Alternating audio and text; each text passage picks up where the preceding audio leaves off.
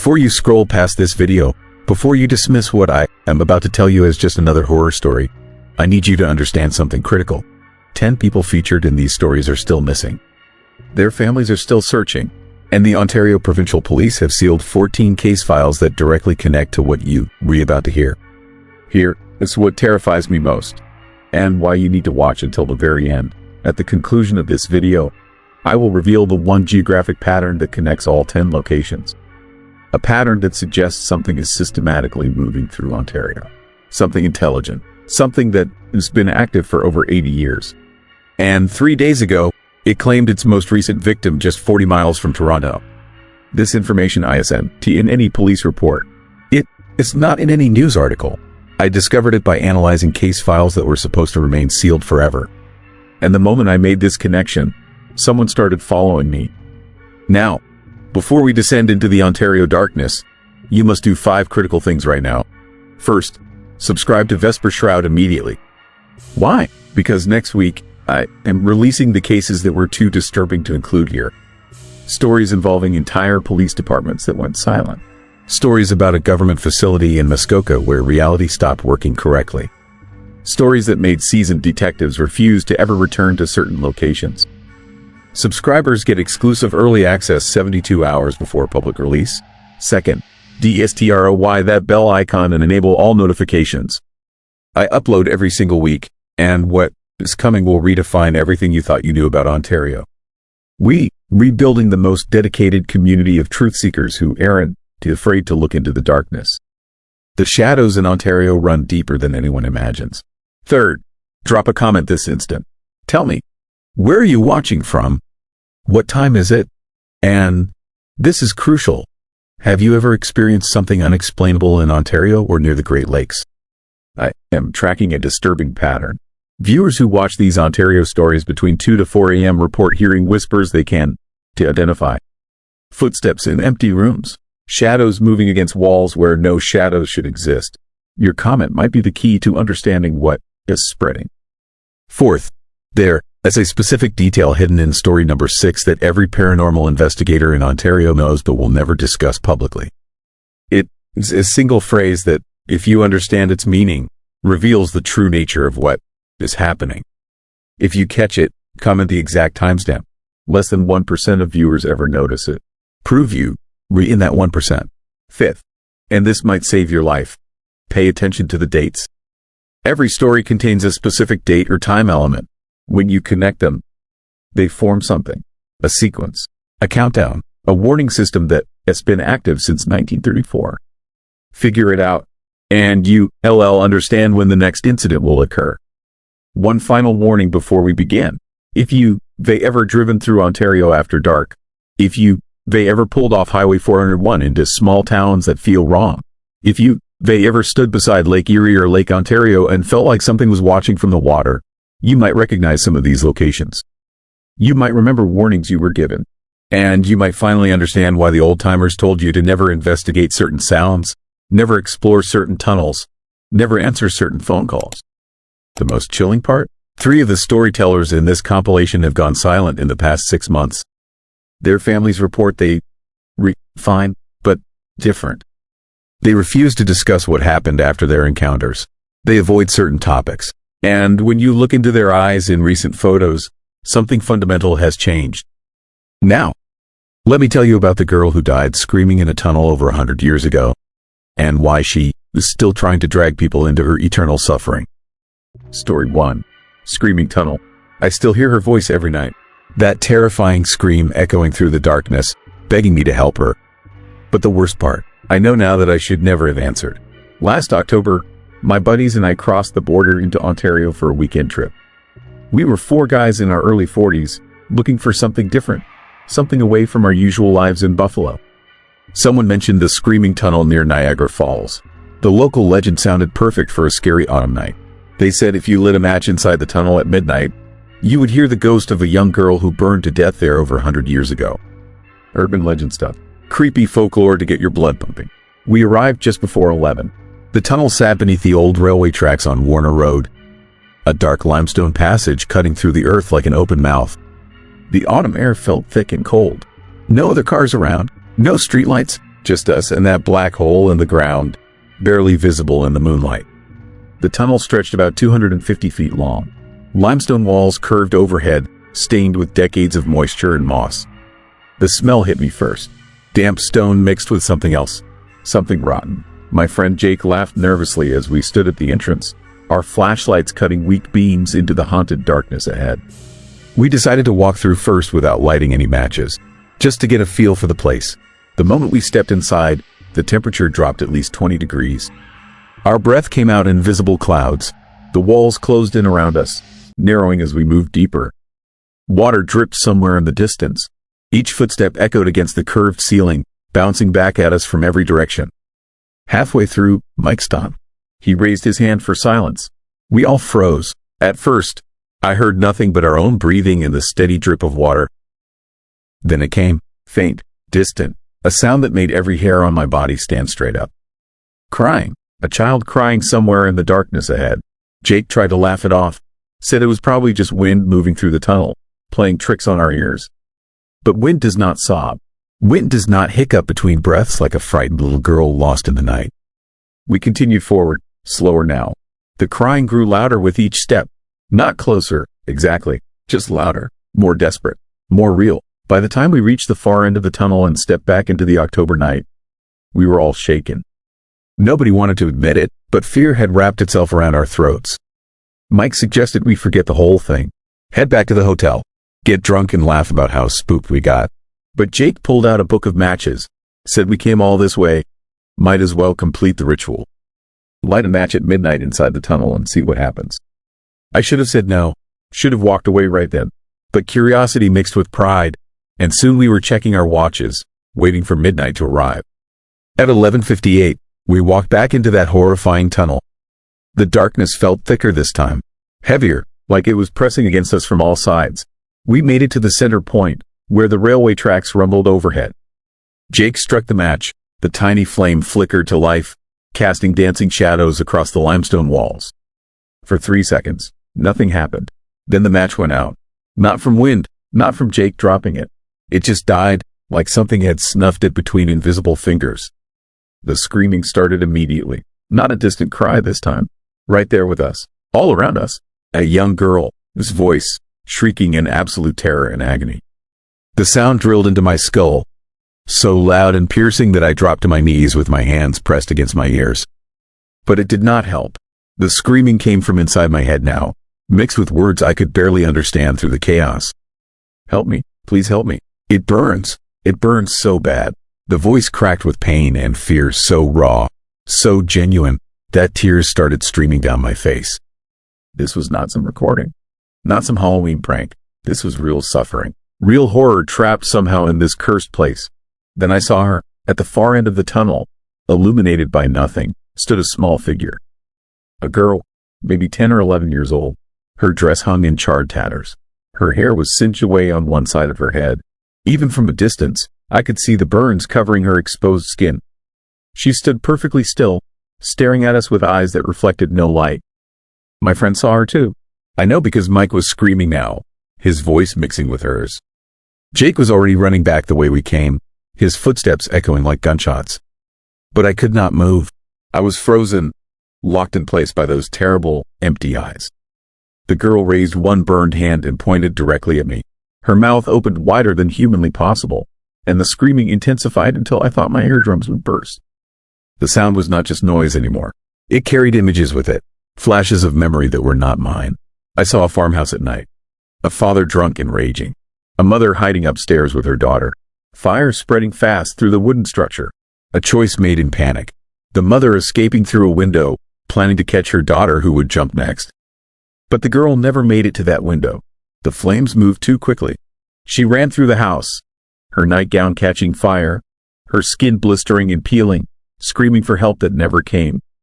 She made it outside, ran down the path toward the railway tunnel, thinking maybe the stone walls and dampness would save her. But fire does not care about hope. By the time she stumbled into the darkness, she was already dying. And in that limestone passage, she burned away to nothing. Her final moments filled with unspeakable agony and the devastating realization that nobody was coming to save her. The vision stopped. I was back in the present, on my knees in the tunnel, tears and snot running down my face. The girl still stood at the end of the passage, but she was closer now. Much closer. She had not walked. She had simply appeared 10 feet nearer, like a video with frames missing. I finally found the strength to move, scrambled backward on my hands, never taking my eyes off her. She tilted her head to one side with a wet cracking sound. Then she smiled. But it was not a comforting smile. It was the smile of someone who had been in pain for so long that they forgot what anything else felt like. Someone who wanted company in their eternal suffering. I ran, sprinted through that haunted darkness faster than I have ever moved in my life.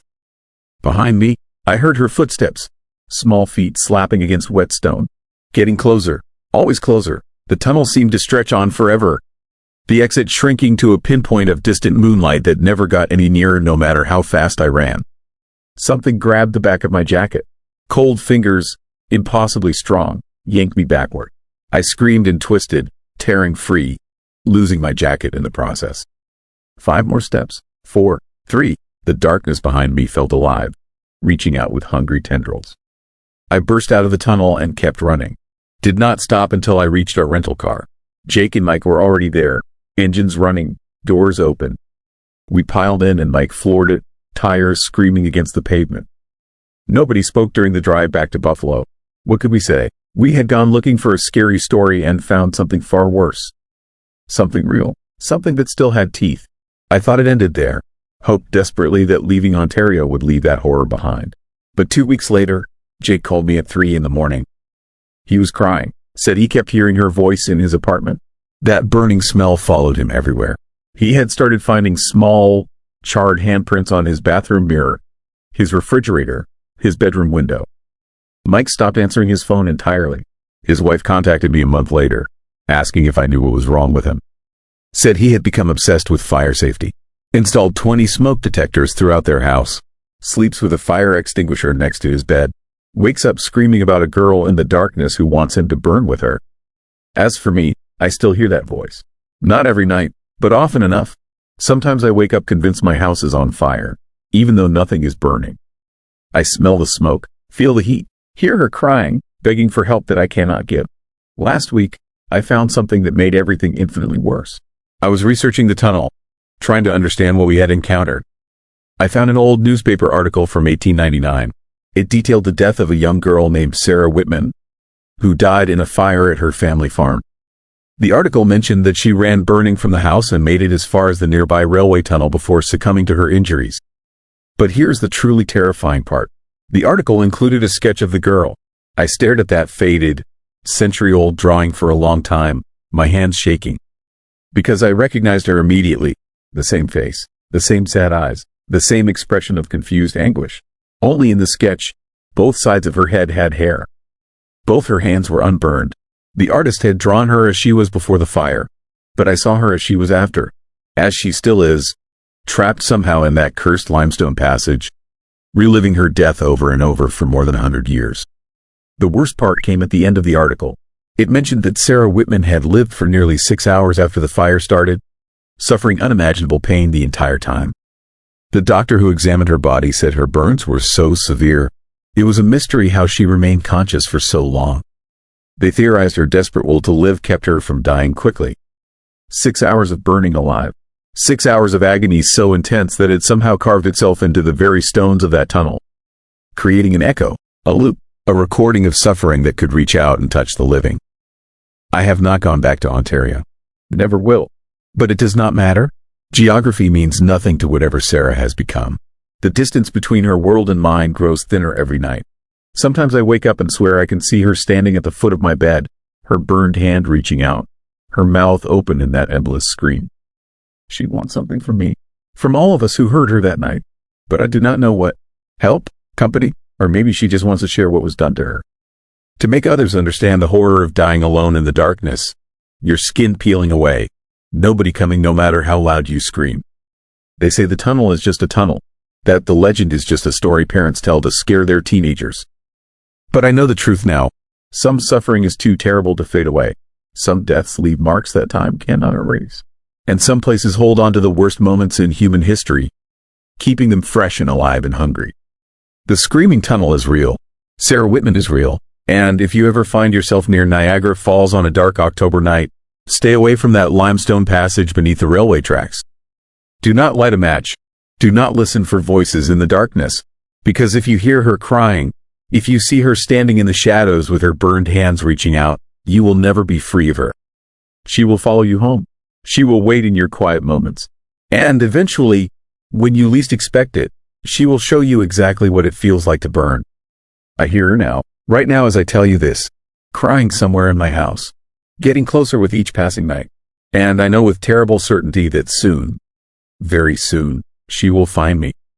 And when she does, I will finally understand the full weight of her suffering. The match is already lit. The screaming has already started. And there is no way out of this tunnel. Story 2. Locked room at the Fairmont Royal York. I found the key to room 1408 in a maintenance drawer that had not been opened in 41 years.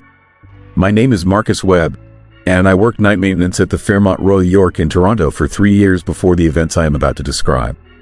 The hotel is massive, 17 stories of Gothic architecture that looms over the downtown core like a sleeping giant. Most guests never think about the infrastructure behind their comfortable stay. They do not consider the miles of hallways in the service areas, the forgotten storage rooms, the spaces between walls where the real skeleton of the building exists. That is where I spent my nights. That is where I learned that some doors should never be opened. The locked room became an obsession after I overheard 2 senior managers talking in the basement near the old laundry facility. They mentioned room 1408 in hushed tones, the way people discuss a shameful family secret. One of them said the room had been sealed since 1982. The other said something about a settlement with a family and legal paperwork that required the space to remain undisturbed in perpetuity. They noticed me standing there with my toolbox and went silent.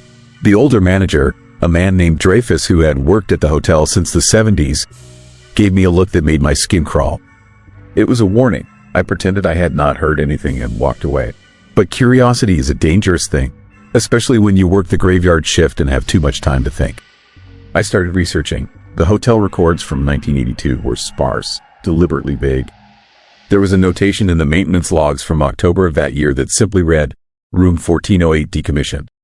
Key surrendered to management. No further access authorized. Nothing else. No explanation. No incident report. I checked old newspaper archives online during my breaks. October 1982 in Toronto. I found articles about a transit strike, a municipal election, the usual urban noise of a major city. Nothing about the Fairmont Royal York. Nothing about room 1408. The room itself existed on the 14th floor, though the hotel had renumbered the floors years ago to skip the 13th.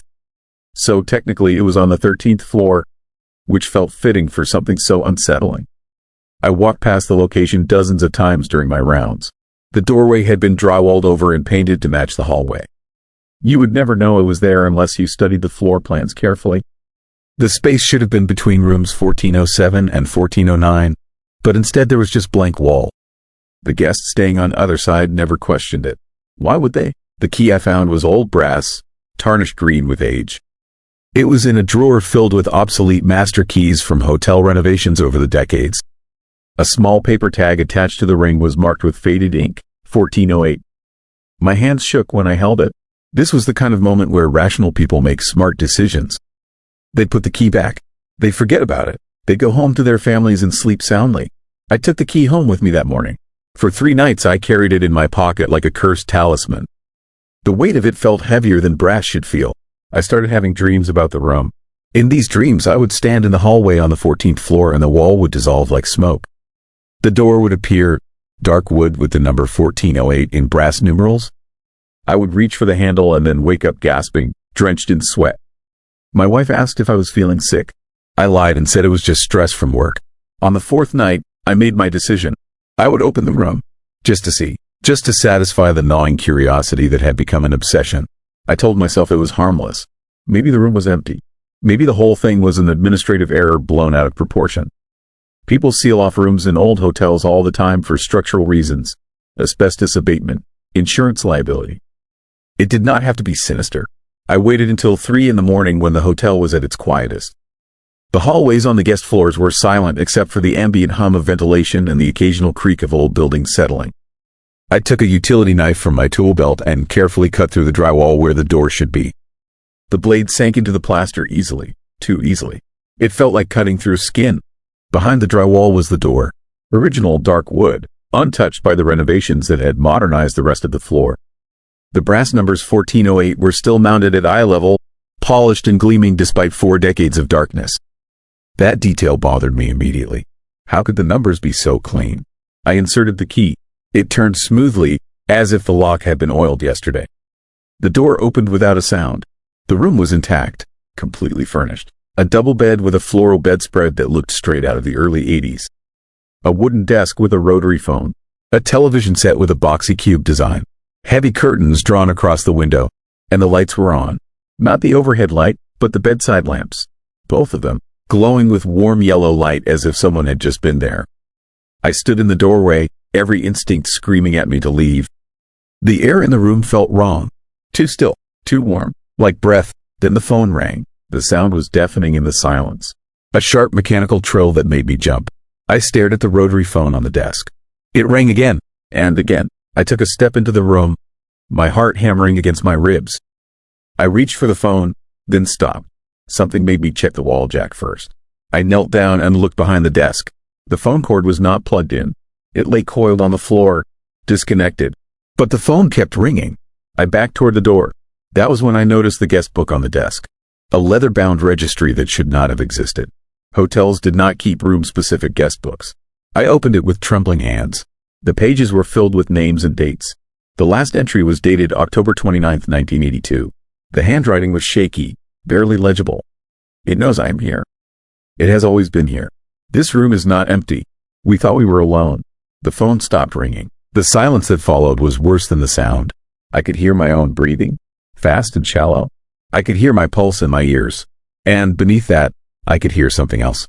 A sound like fabric moving, like sheets being pulled back on a bed. I turned. The bedspread was moving, not being pulled by hands, just shifting, as if something underneath was repositioning itself. The depression in the mattress deepened. Something was sitting on the bed. Something invisible, something patient. The temperature dropped. My breath came out in clouds. Frost began forming on the window. The television turned on by itself. No picture, just static and white noise. The volume increased slowly, steadily, until the crackling roar filled the room like a living thing. I ran. Pure animal panic. I slammed the door behind me and heard the lock catch. My hands fumbled with my utility knife as I tried to seal the drywall back in place. I worked frantically, using an entire roll of duct tape to cover the seam. It was a temporary fix, but I did not care. I just needed it covered. I just needed to get away. When I stepped back, breathing hard, I saw something that made my blood freeze.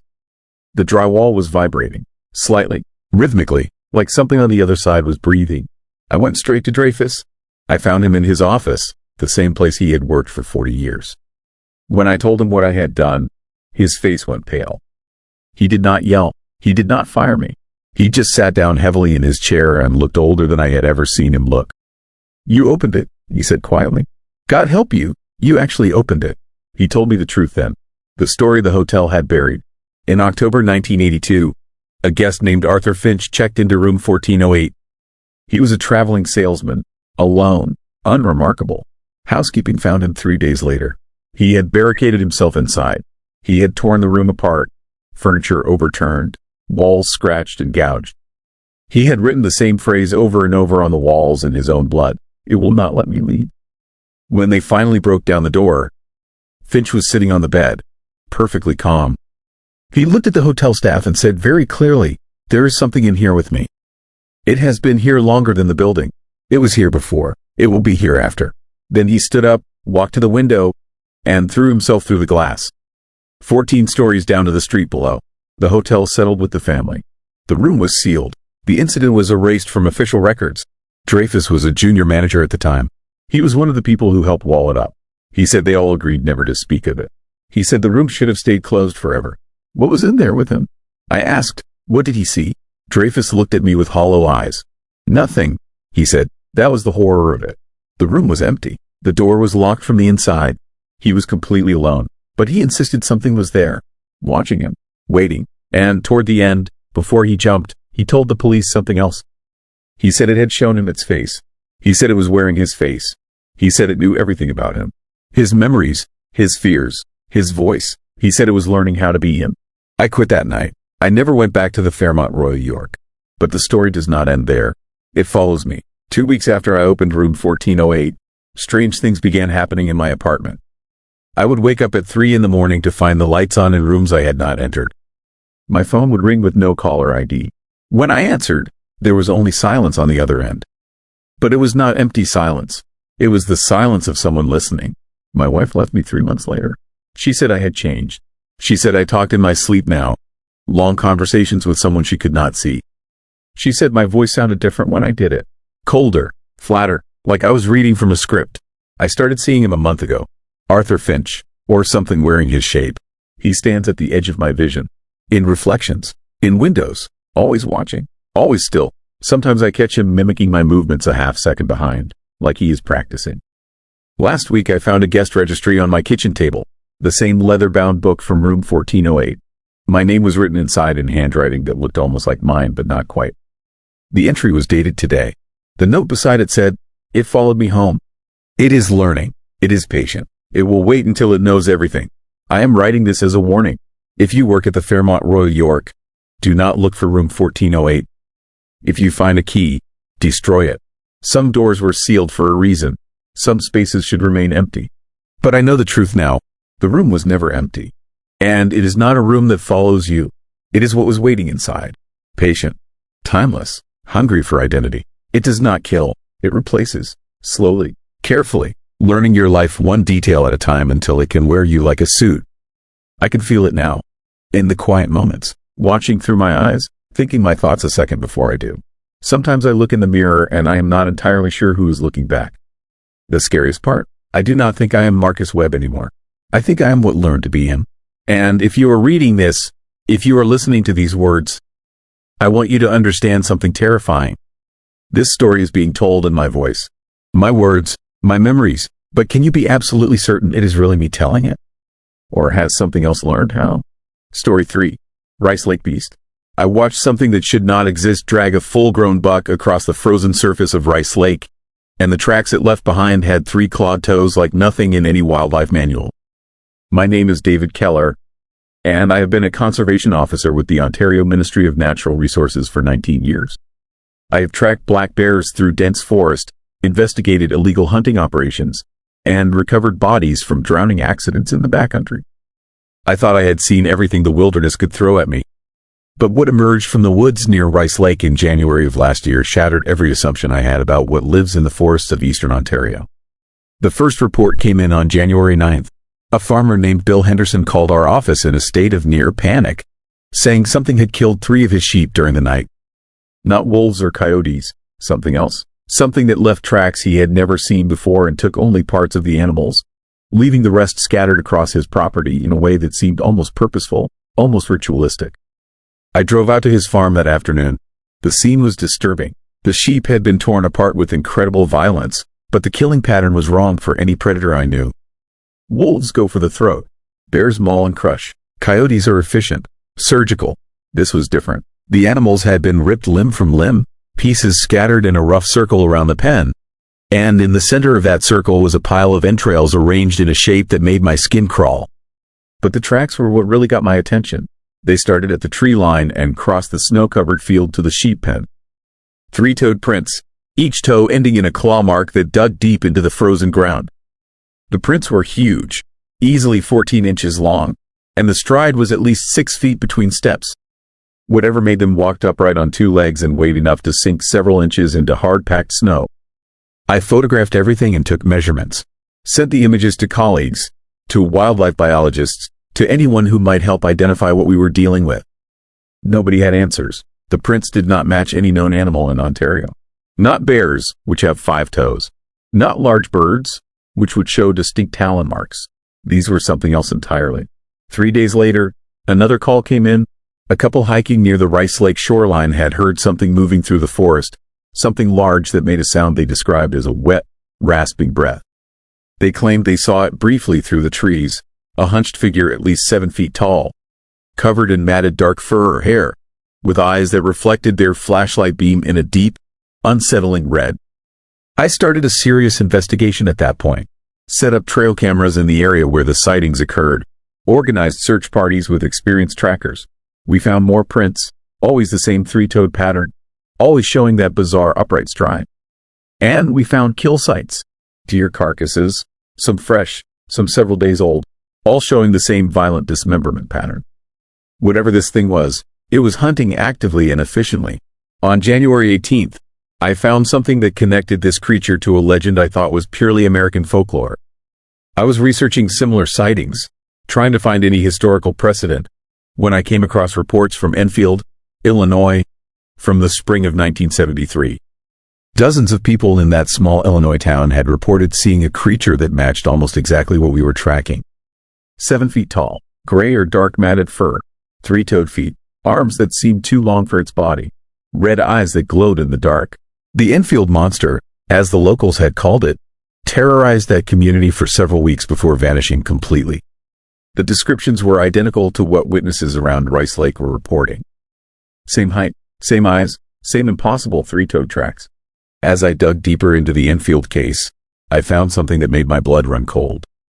The sightings had stopped in Illinois in late May of 1973.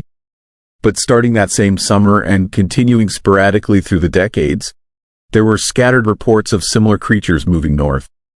Through Michigan, through northern New York, always heading north, as if following some migratory pattern or territorial instinct. The trail had gone cold for years at a time, then would flare up with a cluster of sightings in a new location, always farther north than before. Until now, until eastern Ontario, until Rice Lake, I realized we might be dealing with something that had been slowly expanding its range for over 40 years. Something that had learned to avoid populated areas and only revealed itself when it felt secure in isolated wilderness. On January 23rd, I set up an observation post near one of the fresh kill sites. I sat in my truck from dusk until dawn, thermal imaging equipment ready, hoping to catch some evidence of what was out there. The temperature dropped to -15 Celsius. The lake ice groaned and cracked in the darkness. Every sound seemed amplified in the frozen stillness. Around 2 in the morning, the thermal camera picked up something moving along the shoreline about 300 yards away. A heat signature unlike anything I had seen. Too large for human, the wrong shape for a bear. It moved with that distinctive upright gait, hunched forward, arms swinging low. I grabbed my spotlight and illuminated the area. For just a moment, I saw it clearly. 7 feet tall, covered in dark matted fur that hung in clumps like it was diseased or molting. The body was powerfully built but wrong somehow, proportioned in a way that hurt to look at. Arms that reached almost to its knees. A head that seemed too small for the massive shoulders, tilted forward at an angle that suggested it was sniffing the air, hunting.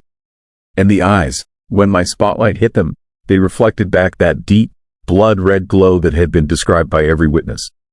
The creature held something in its arms. A deer carcass, a young buck judging by the size. It was dragging the animal across the ice with no apparent effort, moving with purpose toward the far shore. I fumbled for my camera, managed to snap 3 photos before the creature noticed the light. It turned toward me, and I swear to God it stood up straighter, expanding to its full height, shoulders broadening in what looked like a threat display. The sound it made will haunt me until the day I die. Not a roar or a growl. A wet, rasping scream that seemed to come from deep in its chest. A sound that bypassed my ears and triggered some primal fear response hardwired into my brain. Then it dropped the deer carcass and ran. Not away from me, toward me. It covered that 300 yards in seconds, moving with a speed that should have been impossible for something that size. I threw the truck in reverse and hit the accelerator, spinning tires on the icy road as I retreated. In my rearview mirror, I saw it reach the shore and stop, standing at the edge of the tree line, watching my taillights disappear into the darkness. I drove straight to the provincial police station and filed a report. Showed them the photos, the thermal imaging footage, everything I had documented. They listened politely, but I could see the skepticism in their faces. A few even suggested I had mistaken a bear for something more sinister, that the stress of a long winter was making me see things. But the photos did not lie. The thermal footage did not lie. I had documented something real, something that existed regardless of whether people wanted to believe it. Over the next 2 weeks, reports flooded in from all around Rice Lake. A postal worker saw it crossing Highway 7 just before dawn. A group of ice fishermen heard that horrible rasping scream echoing across the frozen lake. A woman living on the outskirts of Hastings found 3-toed tracks circling her house, as if something had been watching her family through the windows during the night. The media picked up the story. Reporters descended on the area. Paranormal investigators set up elaborate monitoring equipment. The ministry put together an official task force, though they were careful never to say what exactly we were looking for. And then, as suddenly as it had appeared, the creature vanished. The last confirmed sighting was on February 7th.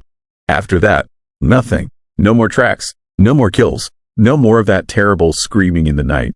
It was as if the thing had simply dissolved back into the wilderness, satisfied with whatever purpose had brought it to Rice Lake. But I know it is still out there.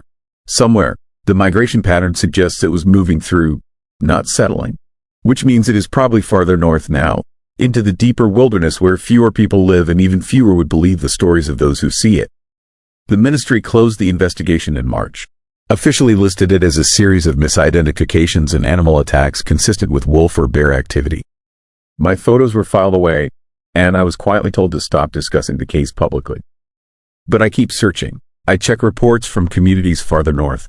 I monitor wildlife kill patterns for anything unusual, because I know that creature is still out there, still hunting, still following whatever ancient migratory route brought it from Illinois to Ontario over the course of 40 years. Last week, I got an email from a conservation officer in Algonquin Park, about 100 miles north of Rice Lake. He had found tracks near a campground, 3-toed prints in the mud.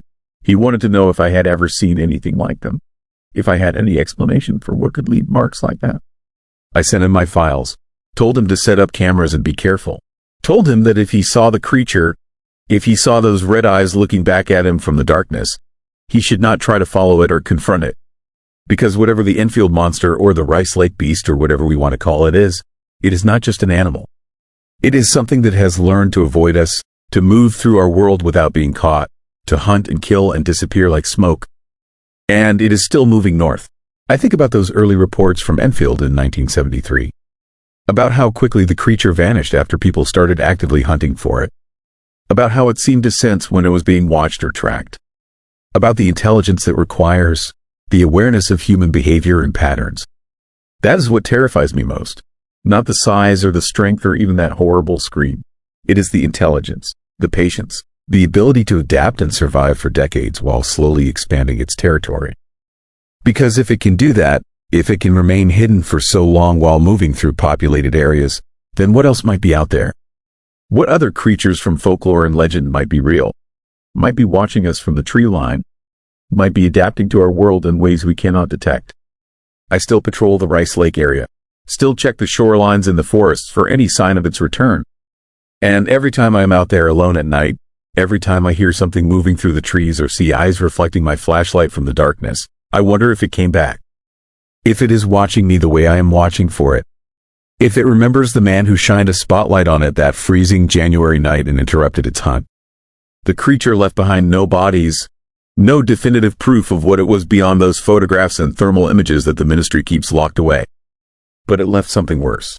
It left the certainty that we do not understand everything that lives in our forests.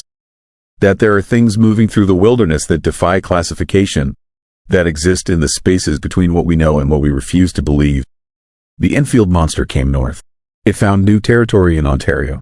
And someday, maybe years from now, it will move north again, farther into the wilderness, leaving behind only scattered reports and 3-toed tracks in the snow. Unless something stops it. Unless someone believes enough to keep searching, keep documenting, keep trying to understand what it is and where it came from. I am that someone. I have to be, because I saw those red eyes looking back at me across the frozen lake. I heard that wet, rasping scream echo through the darkness. I watched it drag a deer carcass across the ice with strength that should not exist in any living thing. And I know that someday, somewhere, someone else will see it too. Will stand frozen in terror as that hunched, impossibly tall figure turns toward them in the darkness. Will hear that scream and understand that they have come face to face with something that should not exist but does. I just hope they survive to tell the story. Story 4, Cursed Bridge of Kitchener. I saw a man hanging beneath the bridge, and when I looked closer, he was staring directly at me. My name is Tom Crawford, and I've been a long-haul trucker for 19 years, running routes between Detroit and Toronto multiple times a week. I know every highway, every rest stop, every shortcut through southern Ontario like I know my own driveway. I have driven through blizzards and ice storms and fog so thick I could barely see 5 feet ahead. I have dealt with blown tires at 3 in the morning and brake failures on mountain passes. But nothing in nearly 2 decades on the road prepared me for what I encountered on the old Route 7 bridge outside Kitchener on a clear October night when everything felt wrong from the moment I took that exit. It was just past midnight when I decided to take the back route. The 401 was backed up with an accident near Cambridge, and my GPS was showing a 2-hour delay. I had a delivery deadline in Toronto at 6 in the morning, and missing it would cost me the contract. So I took the exit onto Route 7, an old 2-lane highway that runs parallel to the main routes through farm country and small towns that barely exist anymore. Most truckers avoid it. The roads are narrow. The pavement is cracked and potholed. There are no services for miles, but it shaves 40 minutes off the drive if you know the way. The bridge sits about 12 miles outside Kitchener, crossing over the Grand River at a point where the water runs deep and fast through a narrow gorge. It is an old steel truss bridge built sometime in the 1940s, with a wooden deck that rattles under heavy vehicles and support beams that are covered in rust and graffiti. During the day, it is just another forgotten piece of infrastructure. But at night, with no streetlights and nothing but forest on either side, it feels like crossing into someplace separate from the rest of the world. I had crossed that bridge dozens of times before without incident. But this time, as my headlights swept across the approach, I saw something that made me ease off the accelerator. There was a car parked sideways across my lane, a white sedan with the driver, his door hanging open. No hazard lights, no signs of distress, just abandoned in the middle of the road about 50 feet from the bridge entrance. I hit my brakes and brought the truck to a stop. My first thought was an accident. Maybe the driver had swerved to avoid an animal and crashed. Maybe they were injured and needed help. But something felt wrong. The car was too perfectly positioned, too deliberate, and the silence around me was absolute. No traffic sounds, no night insects, no wind, just the idle of my engine and a creeping sense that I had driven into something I did not understand. I grabbed my flashlight and climbed down from the cab. The October air was cold enough to see my breath. The smell of the river mixed with the scent of decaying leaves and something else. Something organic and rotten that I could not identify. I approached the sedan slowly, sweeping my flashlight beam across the interior. Empty, keys still in the ignition, purse on the passenger seat, a child's toy on the back seat. The radio was on but producing no sound, just a faint static hiss that made my teeth ache. I checked the license plate and radioed it into dispatch, asking them to call the police. Then I noticed the footprints, fresh tracks in the dirt shoulder leading toward the bridge.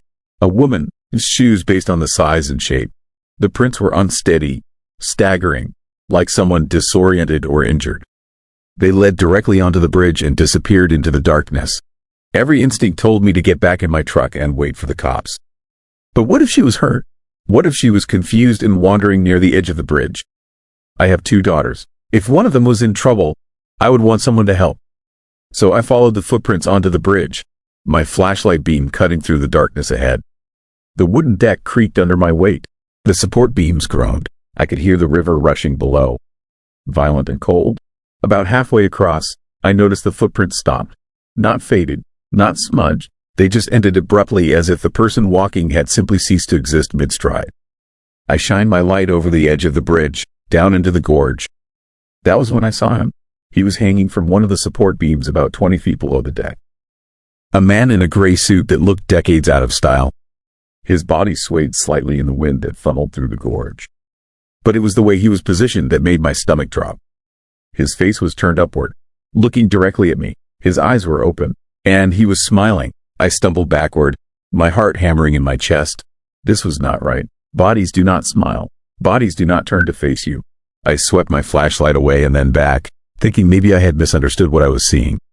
But he was still there, still staring, still smiling that horrible empty grin. And then he moved, not the sway of a corpse in the wind. He reached up with both hands and grabbed the beam he was hanging from. He pulled himself up slightly, rotating his body to get a better angle on me.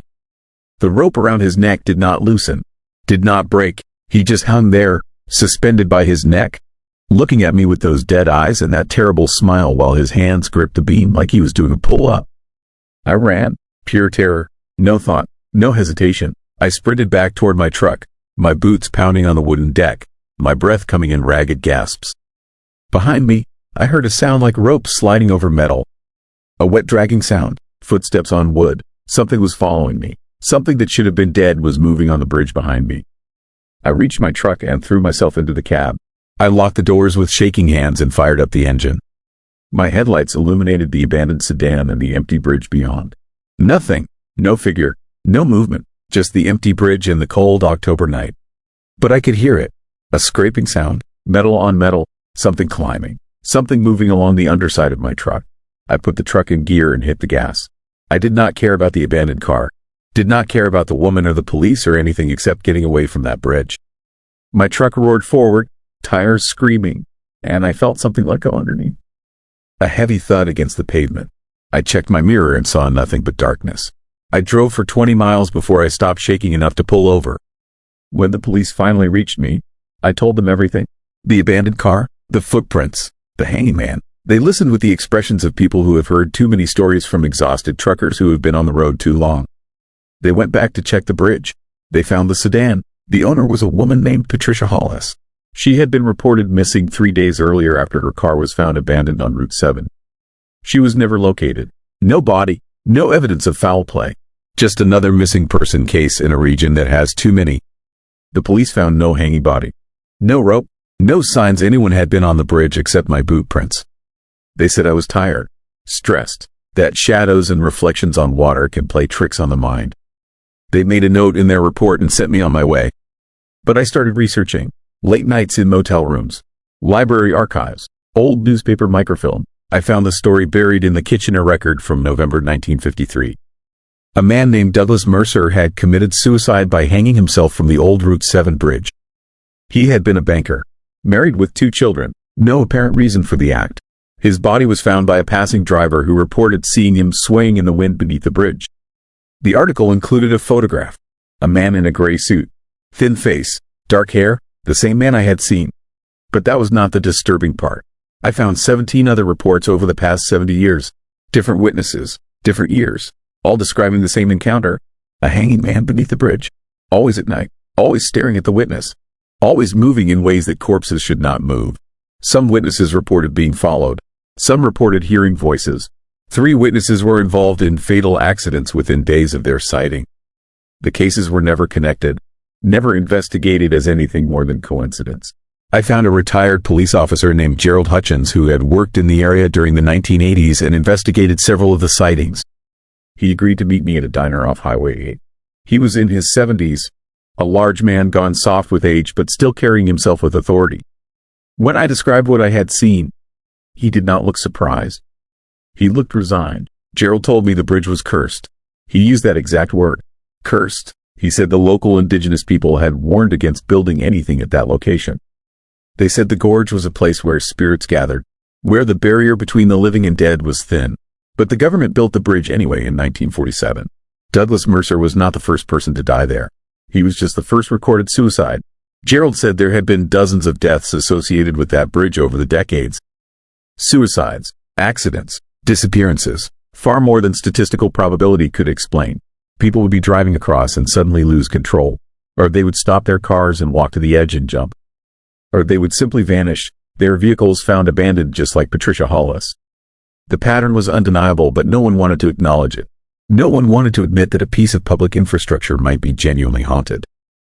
He said witnesses who saw the hanging man were changed afterward. Some became obsessed with the bridge. Some developed severe depression. Some took their own lives. It was as if seeing the ghost infected people with whatever despair had driven Douglas Mercer to hang himself in 1953. Gerald said I should stay away from the bridge. Never cross it again. Never even think about it. He said the more attention you paid to it, the stronger its pull became. I tried to follow his advice. I avoided Route 7. I took longer routes to stay on the major highways. But the dream started 3 weeks after my encounter. Every night, I would find myself standing on that bridge, the wooden deck beneath my feet, the smell of the river in my nostrils. And Douglas Mercer would be there, hanging from his beam, rotating slowly to face me. In the dreams, he would speak. His voice was wet and broken, like words bubbling up through water. He would tell me about the darkness beneath the bridge, the space where the dead gather, the place where his soul was trapped and could never leave. He said others were there with him. Patricia Hollis. The 3 witnesses who had died in accidents. Hundreds of others stretching back decades. All trapped in the gorge. All waiting. I started losing weight. I could not sleep more than 2 hours without the nightmare. My wife noticed. My daughters noticed. They begged me to see a doctor. I made an appointment with a psychiatrist who prescribed sleeping pills and antidepressants. They did not help. The dreams continued, and they were getting worse. More detailed, more real. I would wake up with the smell of river water in my nostrils, with splinters in my hands from gripping wood that was not there. Last week, I was driving a load from Buffalo to London. It was 3 a.m. I was exhausted, running on coffee and anxiety, and I found myself on Route 7. I do not remember taking the exit. I do not remember making the decision. I just looked up and I was approaching the bridge. The same bridge. The headlights of my truck illuminating the same rusted steel and wooden deck. Patricia Hollis? His car was still there, exactly as it had been a month earlier. White sedan, door open, keys in the ignition. But now there were other cars too. 5 of them, spread across both lanes. All abandoned. All with their doors hanging open. All empty. I stopped my truck. I should have reversed. I should have called for help. But something pulled me forward. Something made me climb down from the cab and walk toward the bridge. The footprints were there. Dozens of sets. All leading onto the bridge. All stopping halfway across. And beneath the bridge, illuminated by a moon that seemed too bright and too close, I saw them. Not just Douglas Mercer, all of them. Dozens of figures hanging from the support beams.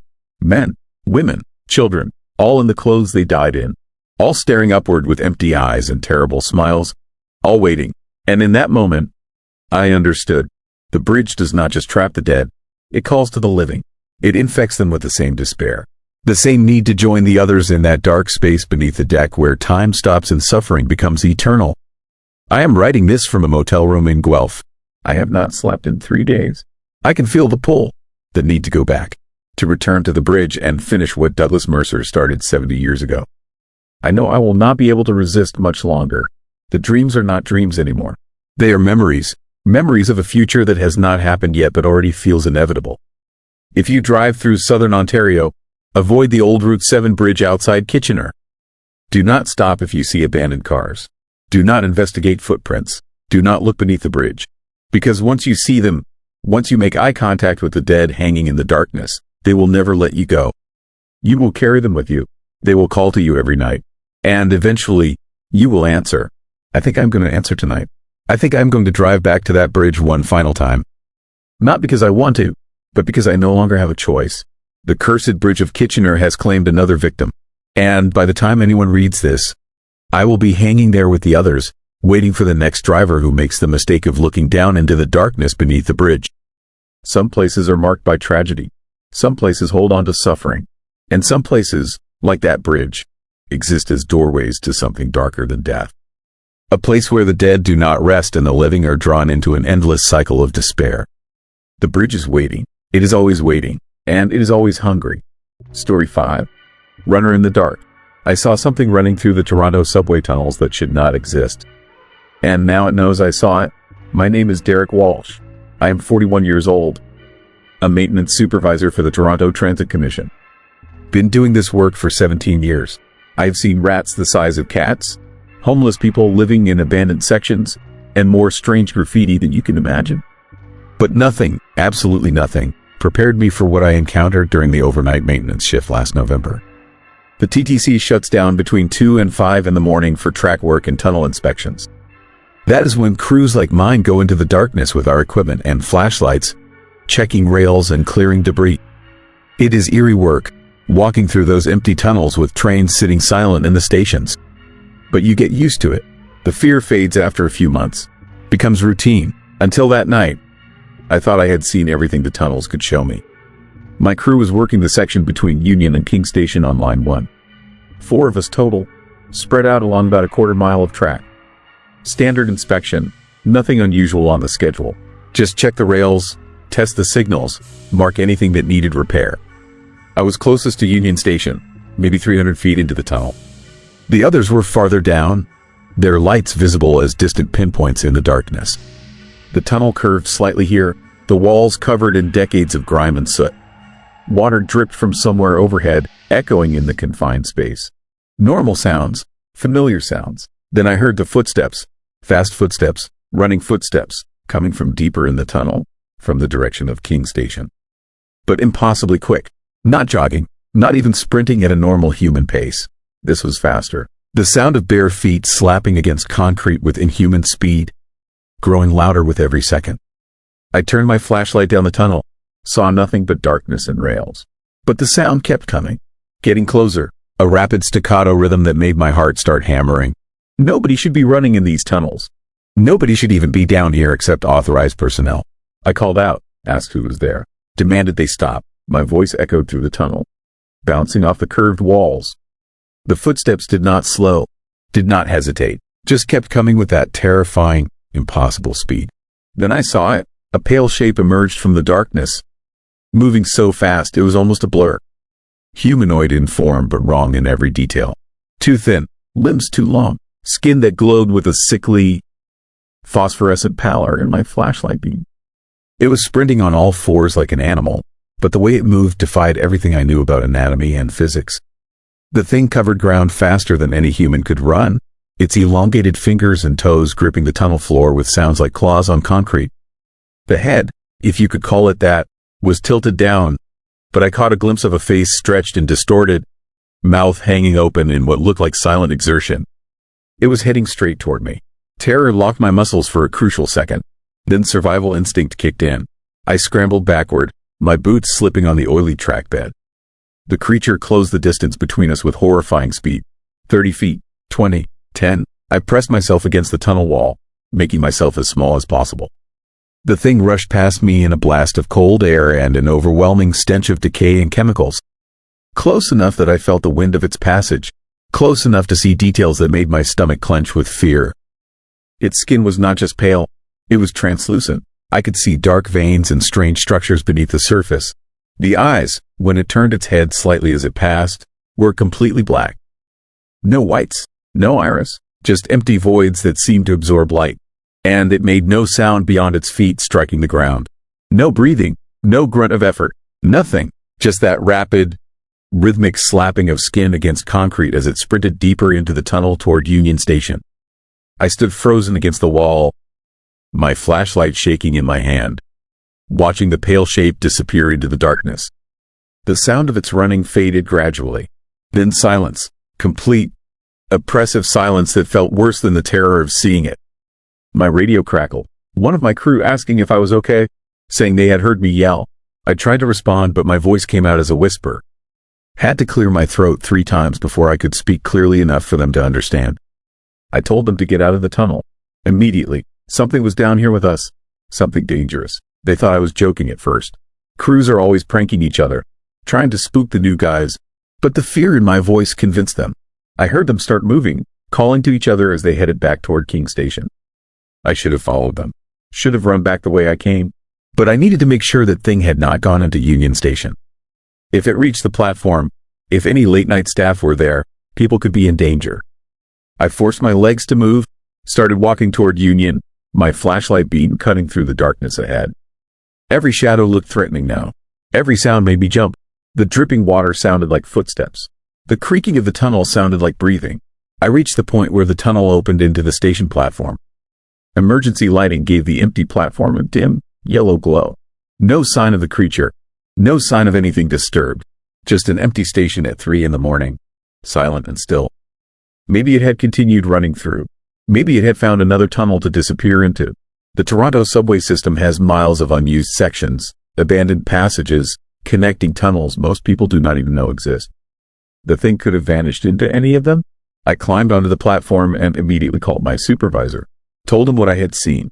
He sounded skeptical but agreed to pull all crews out of the tunnels until they could send security to do a sweep. The shift ended early. We all went home with instructions to report back in the evening for debriefing. I did not sleep that day. Every time I closed my eyes, I saw that pale, elongated shape sprinting through the darkness. Saw those black, empty eyes turning toward me. Smelled that horrible stench of decaying chemicals. The evening debriefing was frustrating. My supervisor asked a dozen questions, but I could tell he thought I had imagined it. Fatigue and tunnel darkness playing tricks.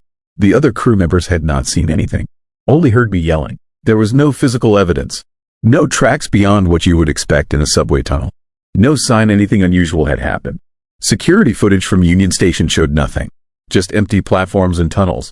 Whatever I had seen moved through areas between cameras, or moved too fast for the outdated equipment to capture.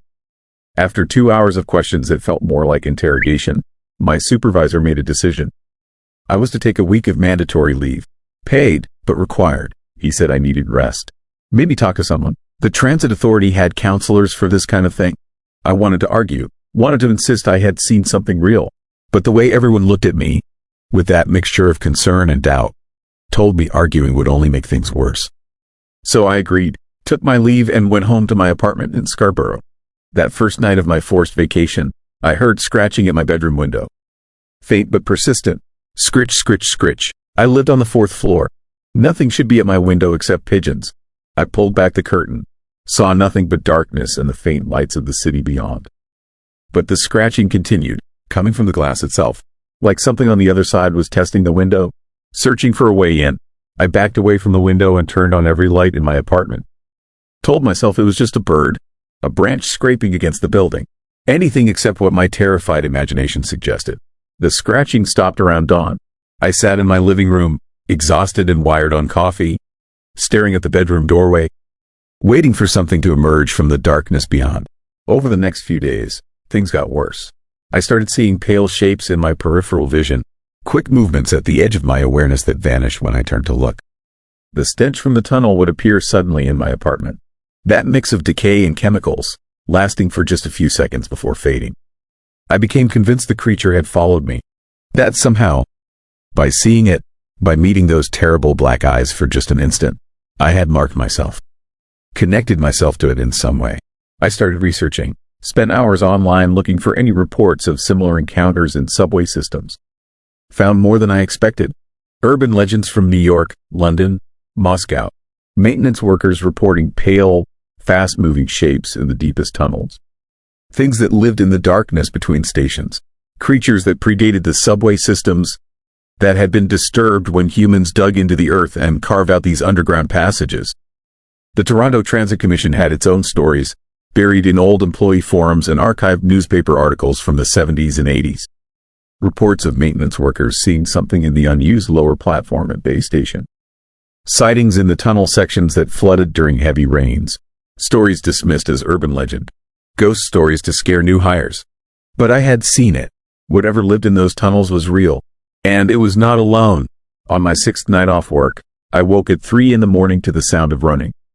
Not outside, not in the hallway, inside my apartment. The rapid slap of feet on hardwood. Moving through my living room. Circling. Searching. I stayed frozen in my bed, covers pulled up to my chin like a terrified child. The sounds grew closer, came to my bedroom door.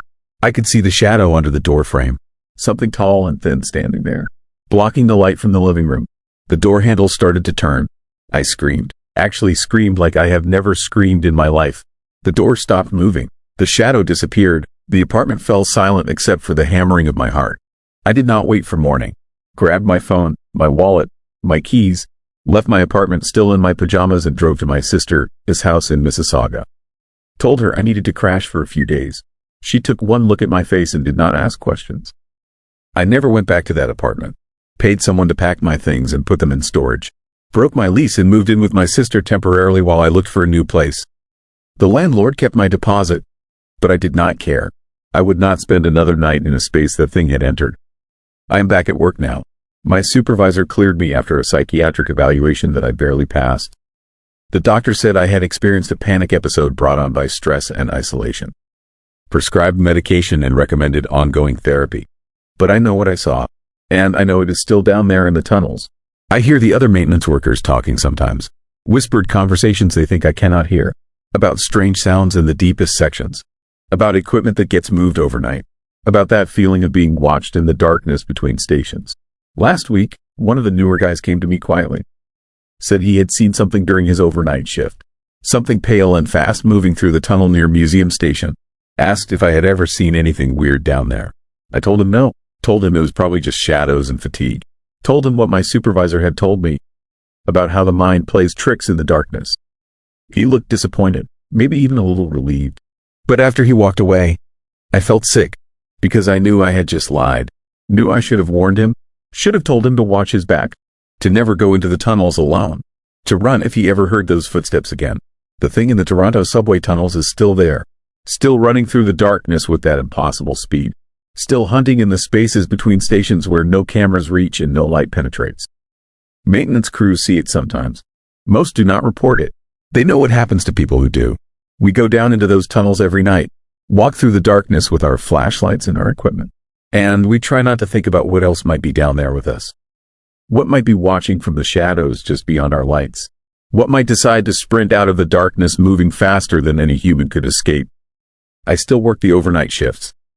Still do tunnel inspections, but now I never go alone. Never let the other crew members get too far away. And I always keep my flashlight pointed ahead into the darkness, watching for that pale shape, those elongated limbs, those empty black eyes, because once you see the runner, it never forgets you. It knows your face, your scent, where you live, and someday, when you least expect it, you will hear footsteps again. Fast footsteps, running toward you in the darkness, getting closer, getting faster, and this time, it will not run past. Story 6. Devil-S Chair in Muskoka.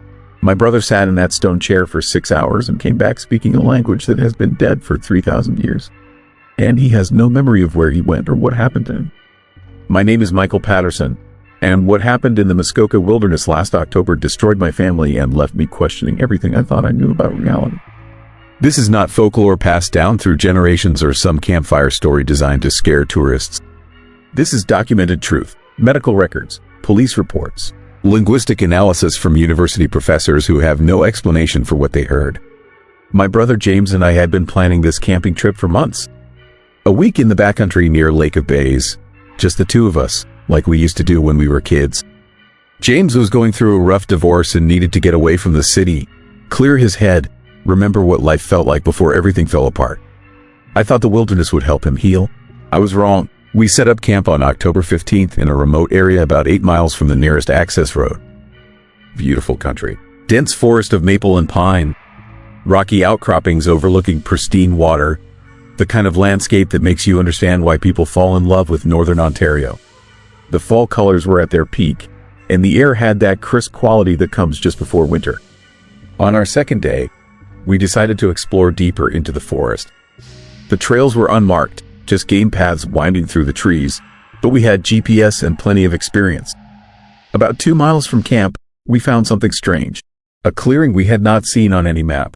Perfectly circular, about 30 feet across, with no trees or undergrowth. Just bare rock and moss. And in the center of that clearing sat a chair carved from dark stone. It was ancient. You could tell by the weathering, the way centuries of rain and frost had softened the edges while somehow leaving the basic structure intact. The chair faced north, positioned as if deliberately placed to look toward some specific point on the horizon. Symbols were carved into the armrests, worn and faded but still visible. Designs I did not recognize, geometric patterns that seemed to shift and change depending on the angle of the light.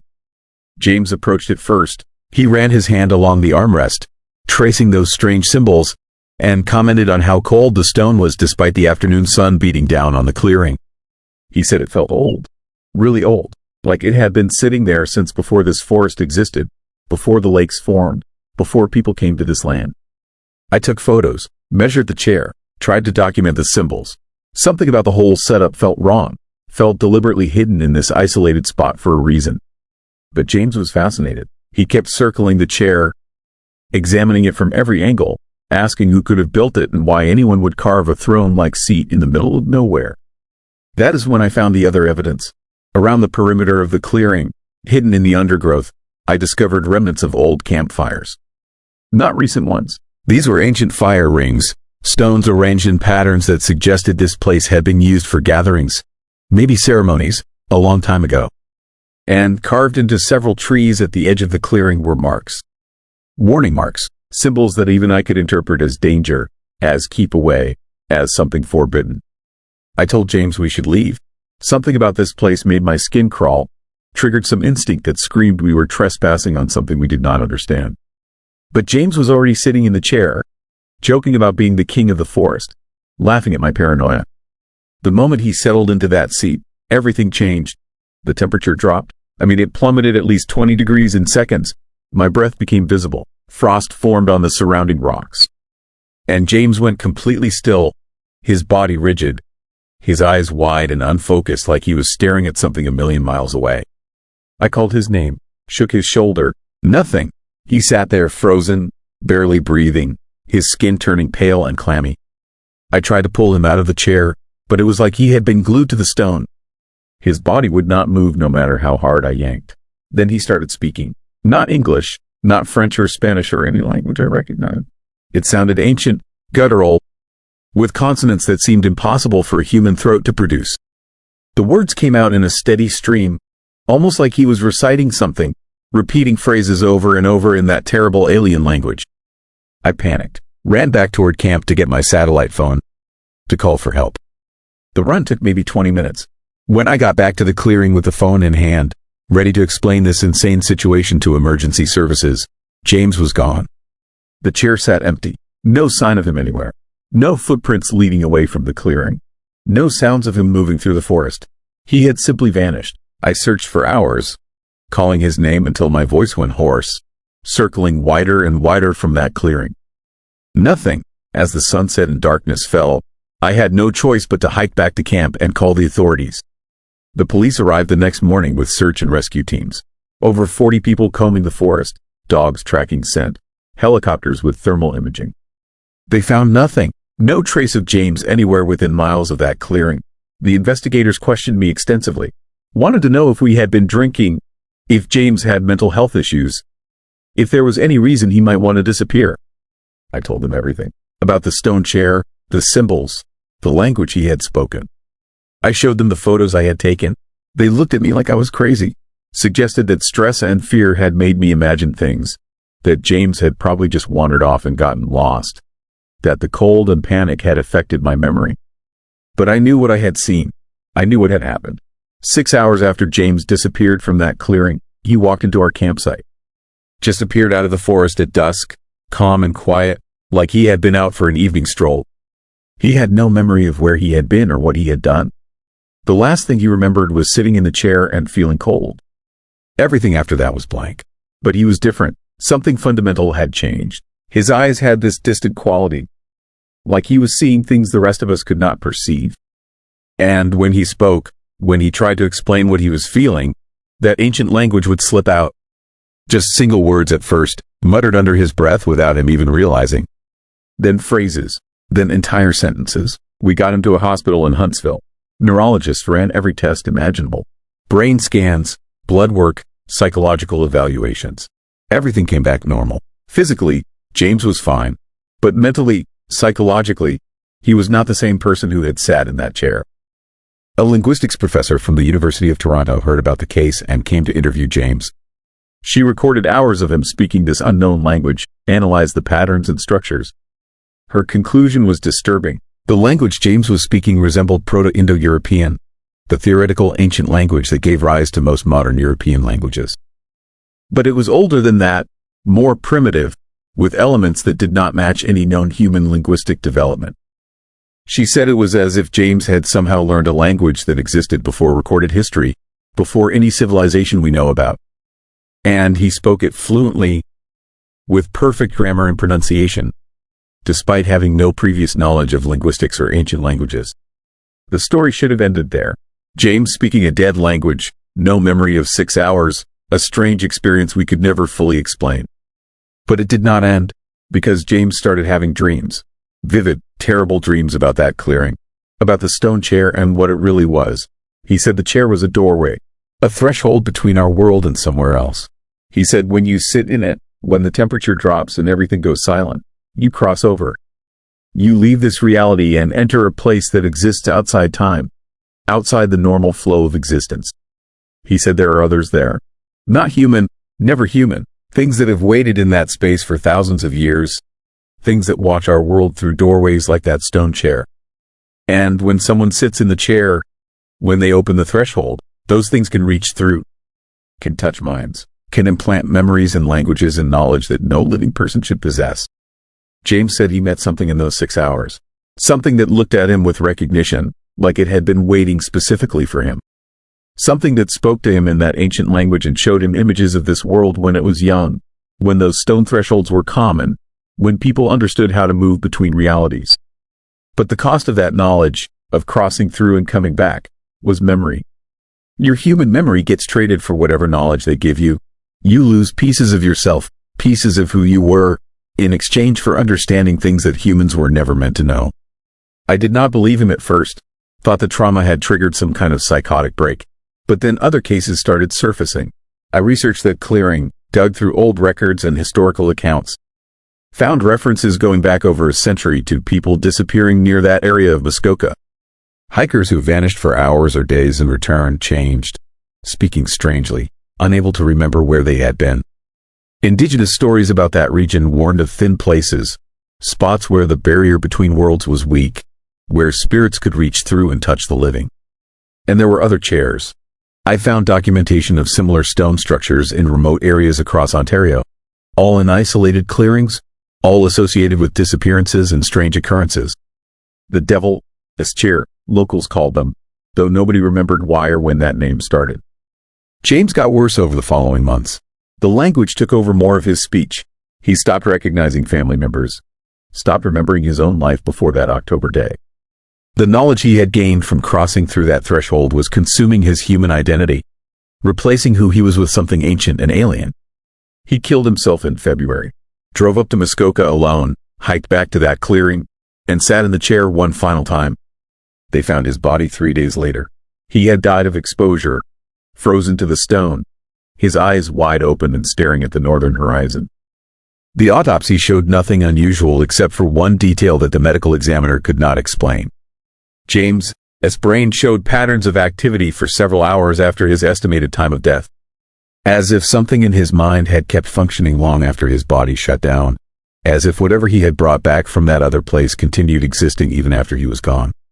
I went back to that clearing one more time, in March after the funeral. The chair still sat there, dark and ancient and patient.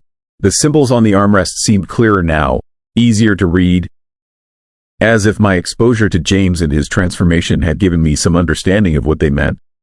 They were not decorations. They were instructions, a ritual written in stone, explaining how to use the chair, how to open the doorway, how to trade your humanity for knowledge that exists outside time. I destroyed those photos I took, erased the GPS coordinates, did everything I could to make sure nobody else would find that place. Because I understand now what James figured out too late. That chair is not an archaeological curiosity or some interesting historical artifact. It is a trap, a lure created by things that exist in the spaces between realities, waiting for curious humans to sit down and open the door. And once you cross through, once you make contact with what waits on the other side, you can never truly come back. Part of you stays there forever, and part of them comes back with you, slowly consuming your identity until nothing human remains. Sometimes late at night I hear James' voice. Not memory, not imagination. Actually hear him speaking that ancient language, the words drifting through my dreams like whispers from somewhere very far away. And I wonder if he is still there, trapped in that space outside time, still sitting in some version of that stone chair, still speaking to the things that stole his humanity. The devil's chair still sits in that clearing in Muskoka, still waits for the next curious hiker to find it, to sit down, to open the doorway. And whatever exists on the other side still waits too, patient and eternal, ready to trade forbidden knowledge for human souls. I will never go back to those woods, never return to that clearing, because I know now what those warning symbols meant, what the indigenous people understood centuries ago. Some doors should never be opened, some thresholds should never be crossed, and some knowledge is not worth the price of your humanity. Story 7, Kenora Files. I found the sealed police files from 1934 in a basement archive in Kenora, Ontario. What I read in those reports made me understand why some things are better left buried. My name is David Harper. I am a freelance journalist from Minneapolis, 45 years old, specializing in cold cases and unsolved mysteries. Last winter, I was researching a story about unexplained disappearances in remote Canadian communities when I came across references to something called the Kenora Wendigo Files. Multiple police reports from the 1930s, all sealed by order of the provincial government. No explanation given, no public access granted. That kind of secrecy always means there is a story worth telling. So I drove up to Kenora in February, crossing the frozen border into Ontario, determined to find out what those files contained. Kenora sits on the edge of Lake of the Woods, a small town surrounded by endless forest and bitter winter cold. The kind of place where temperatures hit 40 below and snowdrifts pile higher than cars. Everyone knows everyone. Outsiders stand out immediately. I checked into a motel on the highway and started asking questions. The local library had some historical archives. The Historical Society kept records in the basement of an old municipal building. Most people were friendly enough, but the moment I mentioned the sealed files from the 30s, faces would close up. Conversations would end. People suddenly remembered they had somewhere else to be. It took me 3 days to find someone willing to talk. An elderly man named Robert Mackenzie, 87 years old, whose grandfather had been a police constable in Kenora during the 30s. We met at his house, a small place on the edge of town where the forest pressed close against his backyard. Robert did not want money, did not want recognition. He just wanted someone to finally know the truth before he died and took it with him. He said his grandfather had told him the story when Robert was 16, made him swear never to speak of it publicly. But the old man was tired of carrying the secret alone. In the winter of 1934, starting in January, people began disappearing from the roads around Kenora. Not just one or two. 12 people over 6 weeks, all taken at night, all during snowstorms. Vehicles found abandoned on isolated roads, engines still running, doors hanging open. No tracks in the snow except the victims, footprints leading away from their cars into the forest. And then nothing, like they had simply vanished into the trees. The police launched massive search efforts, brought in dogs, organized search parties, enlisted help from neighboring communities. They found nothing, no bodies, no clothing, no sign of what had happened to those 12 people. But they found something else, tracks in the snow that should not have existed. Robert showed me photographs his grandfather had kept hidden for decades, black and white images, faded and creased, showing footprints in deep snow. But these were not normal tracks. They were enormous, easily twice the length of a human foot. And the stride between them was impossible. 8 feet, sometimes 10. Whatever made those tracks had been moving with a gait no human could match. The photographs showed other details that made my skin crawl. The tracks always led from the forest to where vehicles had been abandoned, then led back into the trees, often with a second set of human footprints beside them. Like the victims had walked willingly into the woods beside whatever made those massive tracks. Robert told me his grandfather and 2 other constables had followed one set of tracks deep into the forest north of town. The trail led for miles, through dense pines and over frozen lakes. The 3 men moved slowly, weapons drawn, following those impossible footprints through the snow. They found the first body 3 miles in, or what remained of it, scattered bones, stripped completely clean, frozen in the snow like they had been there for years instead of days. The skull showed evidence of being cracked open. The long bones had been split lengthwise. Everything suggested the victim had been consumed with methodical efficiency. The constables kept following the tracks, found 2 more bodies over the next mile, same condition, bones scattered and cleaned. Then the tracks led to a ravine where the snow had drifted deep. At the bottom of that ravine, they saw it. Robert described what his grandfather had told him, and his voice shook even 70 years later. A figure standing among the trees at the far end of the ravine. Impossibly tall, 8 feet, maybe more, skeletal thin, like something that had been starving for months. Gray skin stretched tight over visible bones. Antlers, like a massive deer, growing from its elongated skull. But the worst part was its face. Sunken features with eyes that glowed yellow in the dim winter light. A mouth too wide, filled with broken teeth. And the way it moved, jerky, unnatural, like a puppet with some strings cut. It looked at the 3 constables. Then it smiled, a horrible, knowing smile that showed all those broken teeth. And it took a step toward them. The men ran, sprinted back through the forest the way they had come, terror driving them faster than they had ever moved. Behind them, they could hear it following. Hear the crunch of snow under impossibly long strides. Hear a sound like grinding bones and labored breathing. They made it back to town. Barely. Burst into the police station wild-eyed and incoherent. But when they tried to organize a party to go back, to confront whatever was in those woods, the chief constable refused. Said they had been seeing things. Exhaustion and cold playing tricks. The disappearances stopped after that night. No more abandoned cars. No more missing people, like whatever had been hunting the roads around Kenora had been satisfied. Or had been warned off by being seen. The provincial government came in 2 weeks later, seized all the files, sealed them under emergency powers, threatened the constables with prosecution if they spoke publicly about what they had seen. The official story became that the 12 victims had died in various unrelated accidents. Lost in the woods, fell through ice, succumbed to the brutal winter conditions. But the bones the constables found were never returned to families. The photographs were supposed to be destroyed. Robert, his grandfather, had kept copies hidden, knowing someday someone might need to see proof. I asked Robert if he believed the story, if he thought his grandfather had really seen what he claimed. The old man looked at me with eyes that had seen too much winter and too much darkness. Said his grandfather never lied, never embellished, and that every winter since 1934, Kenora residents knew to stay off the isolated roads after dark when the snow was falling. Because some winters, the disappearances started again. I left Robert's house with my mind reeling.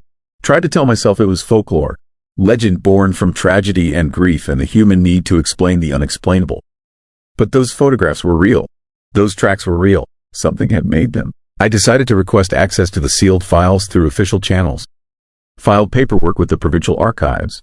Was told the files remained restricted for public safety reasons.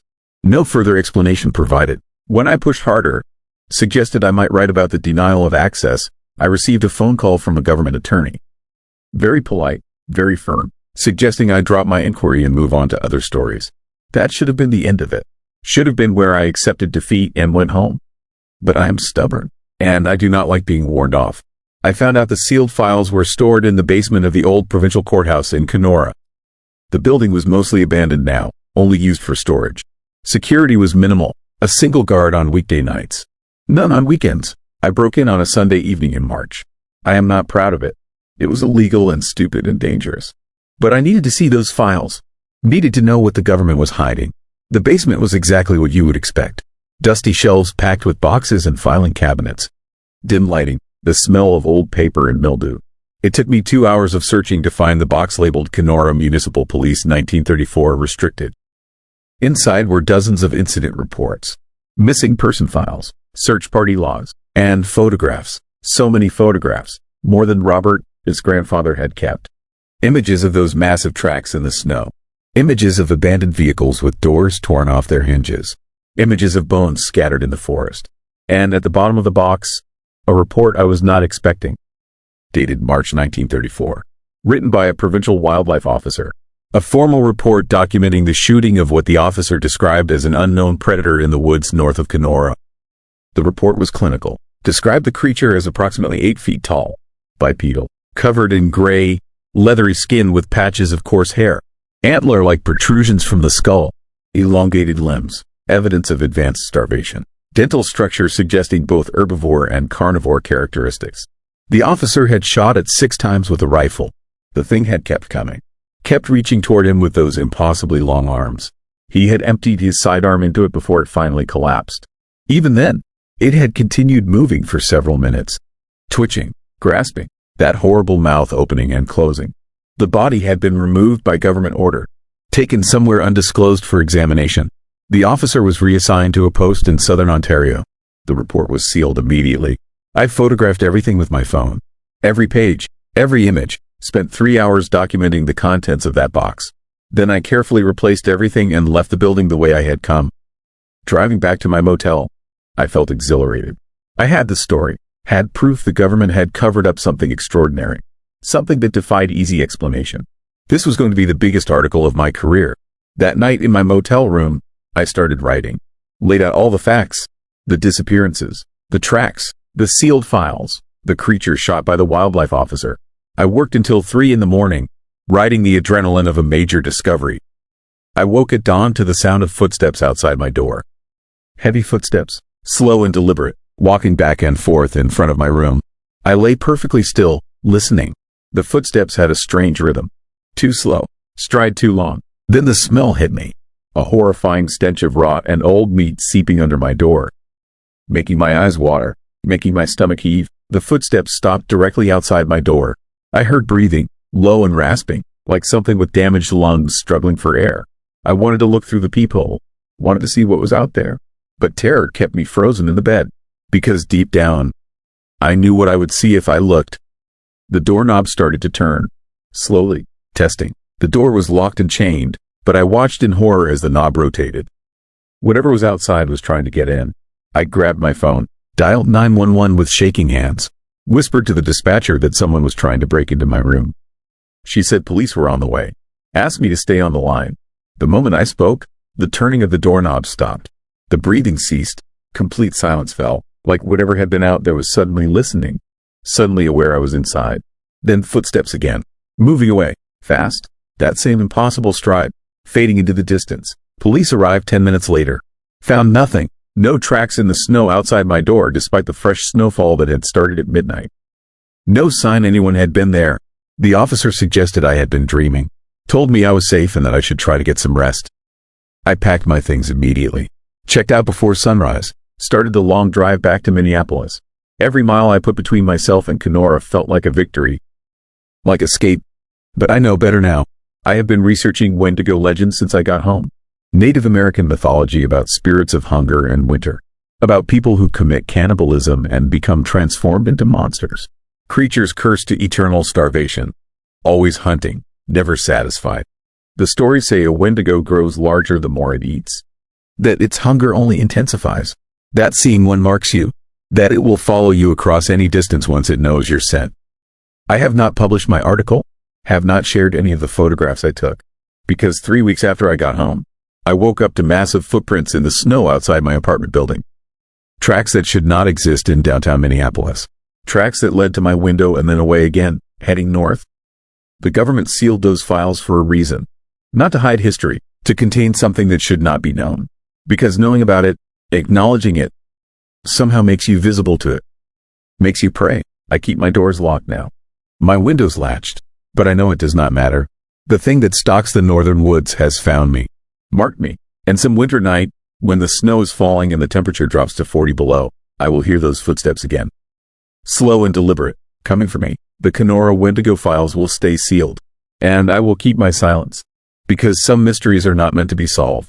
Some truths are too terrifying to share, and some things that walk in the winter darkness should never, ever be named. Story 8. Woman in the Fog at Lake Erie. I watched a woman walk across the surface of Lake Erie through fog so thick I could not see my own hands. And with each step she took, ripples spread across the water like she weighed 1,000 pounds. My name is Mark Stevenson, and I have been a charter fishing captain on Lake Erie for 22 years. I have seen storms that nearly capsized my boat, rescued drowning swimmers, and pulled bodies from the water after accidents and suicides. I thought I understood this lake, thought I knew every mood and danger it could throw at me. I was wrong. What happened last September changed everything I believed about the world. This is not some campfire story or exaggerated fishing tale. This is documented truth. Coast Guard reports, witness statements, radar data that shows something impossible moving across open water. And it is happening more frequently now, which terrifies me more than anything. September 14th started as a perfect morning. My clients, 2 corporate executives from Buffalo looking to land some walleye, arrived at the marina in Port Dover at 6.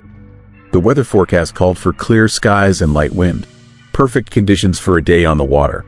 We headed out into the Ontario waters of Lake Erie just after sunrise, the lake calm and glassy under pale morning light. Around 9:30, the fog rolled in. It came from nowhere, which should have been my first warning. 1 minute we had clear visibility for miles. The next we were surrounded by a white wall so thick I could barely see the bow of my 30-foot boat. The temperature dropped at least 15 degrees in seconds. My GPS started glitching, showing our position jumping randomly across the screen. The radio filled with static. My clients wanted to head back, and I agreed immediately. You do not mess around with conditions like that on Lake Erie. The lake is shallow and can turn deadly in minutes when visibility drops. I fired up the engines and turned toward shore, following my compass since the GPS was useless. That is when we heard it, a sound like footsteps on a wooden dock, echoing across the water. Slow, deliberate steps moving through the fog somewhere close to us. But we were 3 miles from shore. There were no docks out here. No other boats on the radar. Just open water and that terrible fog. The footsteps grew louder, closer, and then we saw her. A woman emerged from the fog about 50 yards off our starboard side. She was walking, not swimming, not floating, walking across the surface of Lake Erie like it was solid ground. Her feet touched the water with each step, and ripples spread outward in perfect circles, exactly like someone walking on wet pavement after rain. She wore a white dress that looked old-fashioned, maybe from the 1920s or 30s. Her long dark hair hung wet and limp, plastered to her face and shoulders. She moved with a strange, gliding motion, each step perfectly measured, heading in the same direction we were traveling but moving faster despite appearing to walk slowly. My client started shouting questions at me, asking what the hell we were seeing, demanding explanations I did not have. I killed the engines, my hands shaking so badly I could barely grip the throttle. The woman continued walking, now maybe 30 yards away, close enough that I could see her feet pressing into the water, see the ripples they created, see the impossible violation of physics happening right in front of us. She turned her head toward the boat. Her face was pale, almost blue, with dark circles under her eyes that looked like bruises or shadows. But the eyes themselves were wrong. Empty, not blank like someone in shock, but genuinely empty, like looking into holes that went somewhere very far away and very dark. Then she stopped walking and just stood there on the surface of the lake, staring at our boat. The water beneath her feet continued to ripple outward in those perfect circles, like her presence was causing some kind of disturbance that went deeper than just the surface. The fog swirled around her, but she remained perfectly visible, as if whatever light managed to penetrate the fog was drawn to her specifically. One of my clients grabbed his phone and started recording. The video would later show only static and distortion, the image breaking up into digital artifacts, but in the moment, he thought he was documenting something incredible. Something that would make us famous or at least get us believed. The woman raised one arm slowly, pointing directly at me, not at the boat, at me specifically, her finger aimed at my chest like a gun, and I felt a pressure in my lungs, a sensation like drowning, like water filling my throat and nose even though I was standing on a dry deck breathing fog-thick air. I tried to speak, to ask who she was or what she wanted, but no sound came out. The pressure in my chest intensified. My vision started to tunnel, darkness creeping in from the edges. I was drowning on dry land while a dead woman stood on the surface of Lake Erie pointing at me through fog that should not exist. My client's phone slipped from his hands and clattered on the deck, breaking the terrible moment. The woman lowered her arm, turned away from us, and resumed walking across the water, her footsteps echoing in the fog as she glided away and disappeared into the white wall surrounding us. The pressure in my chest released. I gasped for air, doubling over, coughing like I had actually been underwater. My clients were screaming, demanding we get back to shore immediately, threatening to report me if I did not move right now. I fired up the engines and ran full throttle toward Port Dover. The fog cleared about a mile from shore as suddenly as it had appeared. The GPS started working again. The radio cleared. Everything returned to normal except for the three of us, who knew we had just witnessed something that should not be possible. I filed a Coast Guard report that afternoon, described what we saw in careful, factual terms. They took my statement seriously because Lake Erie has a history of strange phenomena. Ships disappearing in clear weather, compasses spinning wildly for no reason, radar contacts that appear and vanish. The Coast Guard investigator told me they had received similar reports before, usually during heavy fog, usually in the area where we had been fishing. He showed me something that made my hands go numb. A file containing 17 separate reports over the past 40 years of people seeing a woman walking on Lake Erie's surface. Always during thick fog, always wearing white, always with that same blue-tinted skin and empty eyes.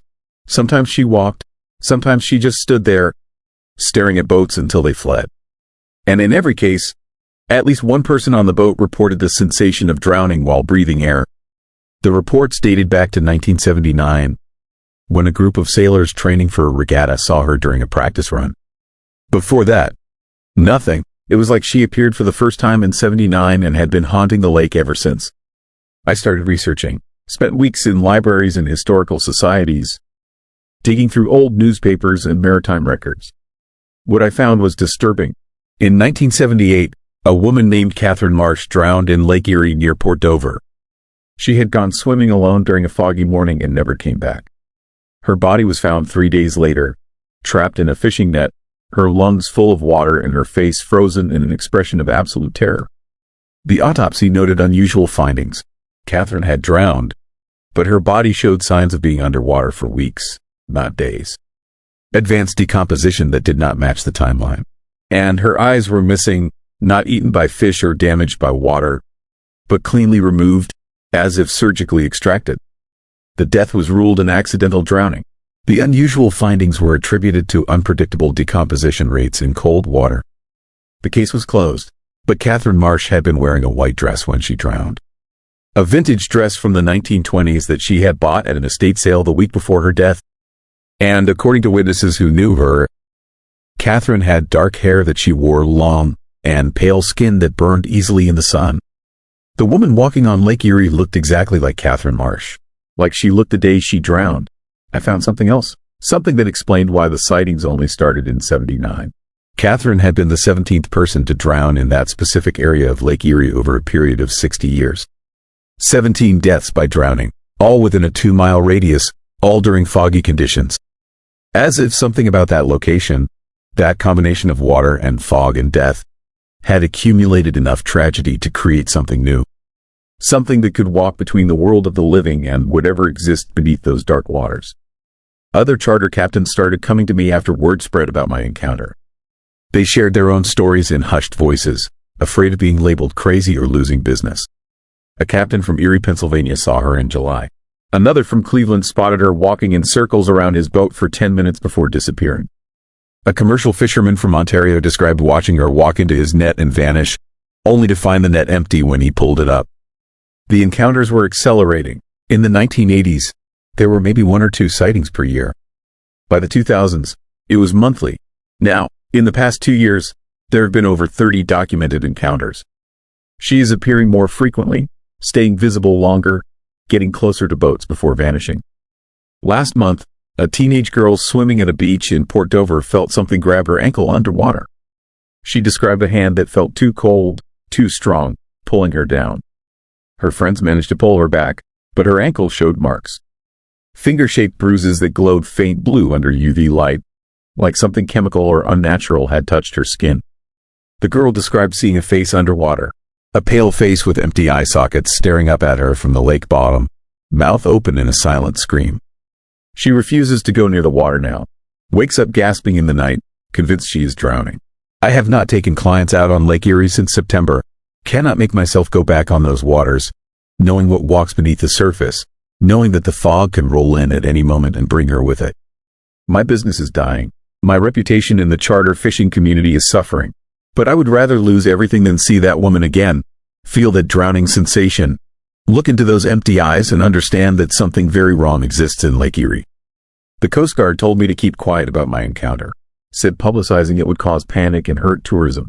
But people need to know, need to understand that Lake Erie is not safe during fog, that something walks on that water that should not exist, that Catherine Marsh drowned in 1978 but never really left. If you boat on Lake Erie, if you see fog rolling in thick and unnatural, get to shore immediately. Do not investigate strange sounds. Do not approach figures you see in the mist, because the woman walking on the water is not a ghost in the traditional sense. She is something else, something that died badly and came back wrong, something that is growing stronger with each passing year. Something that wants company in the dark water where she drowned. I see her sometimes in my dreams, walking across the lake toward my boat, her empty eyes fixed on me, her feet creating those impossible ripples. I wake up choking, convinced I am underwater, that she has finally pulled me down to join her in whatever cold darkness she inhabits. The woman in the fog at Lake Erie is real. She walks, she watches, and she is waiting. Story 9, motel room that doesn't exist. I woke up and couldn't move. Not paralyzed. Worse than that, I could move my eyes, and that was enough to know something was catastrophically wrong. There was a figure standing in the corner of my motel room, and it had been watching me sleep. My name is David, and I'm going to tell you what happened during the most terrifying night of my life. I am telling you this because I need to understand it. I need someone to believe me, but mostly, I need you to know. If you ever pull off Interstate 400 near Barrie, Ontario, and see the Sunset Motor Lodge, do not stop. Do not check in, and if you be already there, do not trust the room number they give you. This started 3 months ago. I was driving back from a client meeting in Toronto, heading home to Michigan. I'd been on the road since 5 in the morning. By 8 at night, my eyes felt like they were coated in sandpaper, and my shoulders were screaming. The highway was empty, that particular kind of empty you only see when you driving through the Canadian wilderness at dusk. Trees on both sides stretching into darkness. No other cars, no lights except my headlights cutting through the growing shadows. That's when I saw the motel sign. It was creepy. Honestly, the neon had half burned out. It read, Sun's Motor Logi, in this sickly pink light that flickered like something was dying. The motel itself sat back from the road about 100 yards, surrounded by overgrown grass and a few scraggly bushes that looked like they hadn't been trimmed in years. The parking lot had maybe 15 cars scattered across it, their paint weathered and dull. The main building was this depressing beige stucco that had turned almost gray with age and grime. But I was exhausted. I needed sleep. I didn't need luxury. I needed a bed and maybe a shower. I pulled into the lot and parked near the office. The air outside felt wrong. It was cold, but not the normal cold of a Canadian autumn night. It was the kind of cold that feels like something is actively pulling warmth away from you. I remember standing in that parking lot for maybe 30 seconds, just breathing, and I had this thought, this crystal clear moment where something in my brain screamed at me to get back in the car and drive to the next town. I ignored it. I was tired. The office was lit by these old fluorescent tubes that hummed at a pitch that made my teeth ache. Behind the counter was a man who didn't look up from his newspaper when I walked in. He was older, maybe 70, with thin gray hair and these small, dark eyes that reminded me of a bird watching for predators. He wore a stained button-down shirt with the sleeves rolled up. There was something unsettling about how deliberately he wasn't looking at me. I told him I needed a room for the night. He still didn't look up. He just reached over to his right and pulled out a key attached to a wooden fob with the number 237 painted on it. The motion was so automatic, so practiced, that it seemed like he wasn't even registering that I was there. He slid the key across the counter without looking at me and said the price. His voice was flat, almost emotionless. I paid cash. I don't. Do you know why I did that instead of using my card? Something just made me want to leave no digital trail of being there. That should have been my second warning sign. That instinct, but I was too tired to listen to my own survival instincts. The hallway to room 237 was a nightmare of flickering lights and the smell of mold mixed with something chemical and wrong. Carpet that had been orange once. Now it was this indeterminate dark color. The walls had this texture like they were sweating. Every other light fixture hummed and buzzed. When I finally found room 237, the key fit the lock perfectly, and I stepped inside. The room was colder than outside. Immediately colder. My breath started fogging. There was a queen-size bed with a brown comforter that had some kind of pattern I couldn't quite focus on. A small television bolted to the dresser. A bathroom with a shower curtain that hung at a weird angle. A single window covered by heavy brown curtains that didn't quite close all the way. I should have left. I should have gone back to the office and demanded a different room. I should have gotten in my car and driven through the night to the next town. But I was exhausted in that way where your body just shuts down and demands rest. I locked the door, left the lights on, and collapsed onto the bed fully clothed. I fell asleep almost immediately. And then I woke up, unable to move, with something standing in the corner of my room. Here, this is what I remember with absolute clarity. The figure was humanoid but wrong. The proportions weren't quite right. The arms were too long, or maybe the torso was too short. It was wrapped in what looked like a gray blanket or possibly its own skin. I couldn't tell which. The face was in shadow, but I could see it was watching me. I could feel the attention like weight, like something heavy pressing down on my chest. I tried to sit up. I couldn't. I tried to scream. No sound came out. This went on for maybe 3 seconds, which felt like 3 hours. Then it moved. Not walked. It simply ceased being in the corner and was suddenly standing directly next to my bed, bending down toward my face. That is when I moved. Fear overrode whatever was paralyzing me. I rolled off the bed, crashed onto the floor, and scrambled toward the door. My hands were shaking so badly I could barely grip the deadbolt. When I finally got it open, I didn't look back. I ran down that hallway, past those humming, flickering lights, past the office where the old man was still reading his newspaper like nothing was happening, and I sprinted to my car. I got in, locked the doors, and sat there with my hands gripping the steering wheel so hard my knuckles turned white. I was hyperventilating, sweating. Every instinct was telling me to drive away immediately, but part of me, the part that doesn't believe in the impossible, needed to understand what I just seen. So I waited. I sat in that car for 40 minutes, watching the motel. No one came out of room 237. No one came out of any room. The motel was perfectly still and perfectly silent.